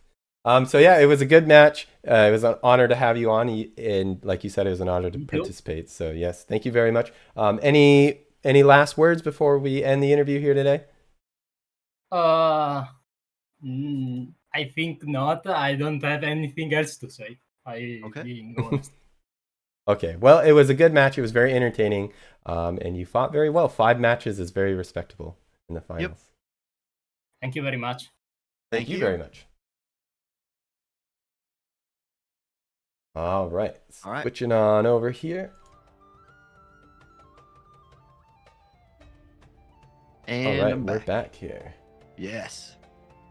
Yeah, very interesting. So he had a win team, sort of. I would have liked to have seen. I mean, I think Summer Jaden would have been a very good pick on that map. So. Oh yeah. Well, and you could have run like most of the. I don't know if you don't have what else do you run? I guess if you feel like you don't have anything to pair it with, it would be a little Right. It would be a little intimidating, especially if you didn't prepare something, and if you're main Earth player and you're like, I don't know, I'm just gonna play what I feel comfortable with. I get all that. It does make sense, but yeah, For sure. something. I mean, because that one, I mean, the winner played Earth. Yep. Every fight, every match. So man, You know, it's been interesting so far in these manual battle tournaments. Is every time I've gone in, I've sort of tried to anticipate who I might see, and it's been completely different every single time. Yes. So, yeah. Like we didn't And see then Anaya afterwards, it at makes all sense. this time. No, So, not at all. I still think Elia the Alabaster does okay, even into like those. Or you figure out a way to keep her from being immobilized. She walks in there and just punches everybody. yeah. So I don't know though. I wouldn't We'll know. see. You would. All right, so let's take a look here at these are the prizes and the gifts. So first place winner is going to get a nice trophy there and in-game title. And then of course we just had the interview. Second place is going to get an in-game title as well. So yeah, congratulations to both of them. So we had our milestone here. So be sure to go watch the videos, share the link around.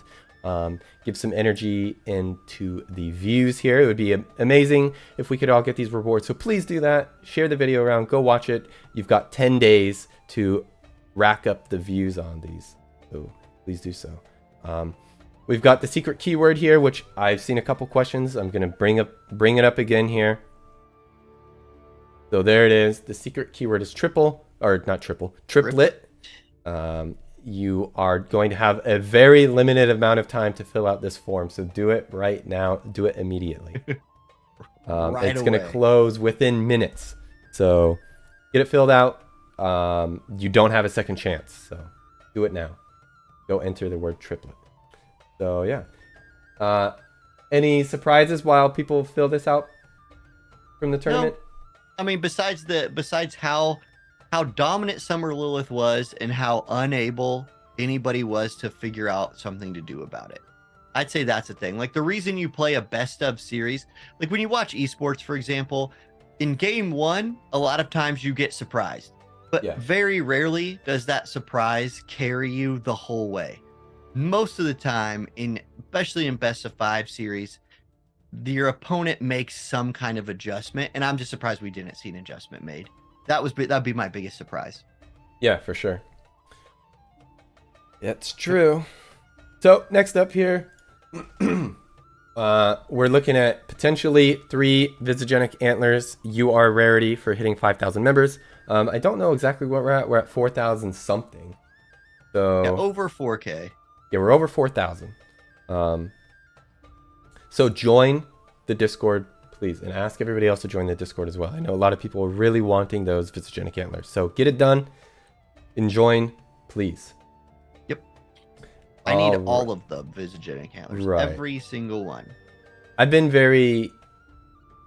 feel like I haven't dived too far into the 140s yet. I just feel scared to commit, you know what I mean? Yeah, see, and I don't, and that's why I'm out of antlers. Indeed. I'm like, oh, I want to play this unit today. I have a couple of these. Let's use them. Oh, I'm out. Shoot. Yeah. And that's sort of my whole thought process. All right, and coming up, we have Auronnj's Manual Battle PvP Consultation featuring Ready Player Will. This is going to be on September 30th at 6 p.m. Pacific Time. PDT, that's PDT. And September 30th is 2 Saturdays from now. Not next Saturday, but the following Saturday. Oh, okay, so I'm getting word hot off the wire here that the current subscribers to the Discord is 4,883. So we only need 120 people. That we're so close. We could make that. We got to make that. Yes. So let's get 120 people in, please. We need those Visogenic Antlers. Be the easiest 3 antlers we ever got. Right. So yeah, anyway, backtracking here. You can sign up to have a live consultation on the live stream. You can be one of 5 people that are selected. You need to fill out the form though in the descriptions down below. So please go fill that form out. There'll also be an active channel available on the Discord that you can chat in.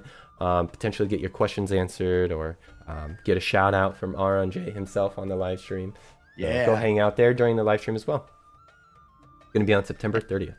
Yep, and I've done some things with Will in the past, and they've always been a whole lot of fun. Like, he's a really cool guy to hang out with, and so we'll have, no matter what we do, we're going to have a great time on that live stream. Extremely knowledgeable about the game, knows every in and out of it. So, Will, yeah, he does. Yep. I got all these cheat sheets. Like, when I'm doing these, I just have so many, like, windows open with, like, info that I have kind of ready to go. And so I'm always browsing those. Will's got stuff locked in his brain, man. Indeed. There's a lot to remember in this game, so it is quite a feat. So the Auto Battle Tournament Last Chance Qualifier is going to be coming up, the Saiga Cup. And the registration for that is going to be September 23rd. So I think that's like next Monday or Tuesday. So be sure to check out the Discord, join the Discord. And that is going to be held on October 21st. Now, is that only for people who have previously played? I believe anybody can enter. Okay. Anybody can enter. So good opportunity. Also people that previously participated. So. Okay. So it's just basically, it's another chance. It's a last chance for everybody to get in here and try, even if you already have tried once before. Indeed. I like it. So yeah, sign up for that. Signups are going to be on September 23rd. Other than that, that's all the information that I had to get through. So yes, it was a very high energy tournament. And thank you as always, Auronnj, for your lovely casting. You do a tremendous job. This was one of the rare ones where it's a time of the day where I'm actually like normally awake and going to be awake for a lot longer. Right. I was going to say, I'm going to probably go to sleep in the next few minutes. I wanted to bring this up really quick, though. So, not this one. This one. So, the Saiga Cup. Oh, so it looks like we're going to be doing it other languages during that as well. Yeah, it's in Chinese as well, isn't it? It's at midnight Pacific time, it looks like. Oh, it's going to be a rough one for you. That's a rough one for me, yes. And then the other one, they're both at midnight. Disgusting. But okay. All right. You'll mean it. No, just kidding. It's fine. I will just get a nap in on those days for sure. I will make sure I come in extra refreshed. Perfect. All right. Well, that's going to do it from us today. So thank you very much for joining the Ovis Cup, and thank you to the participants, and congratulations again, Erish, on your win.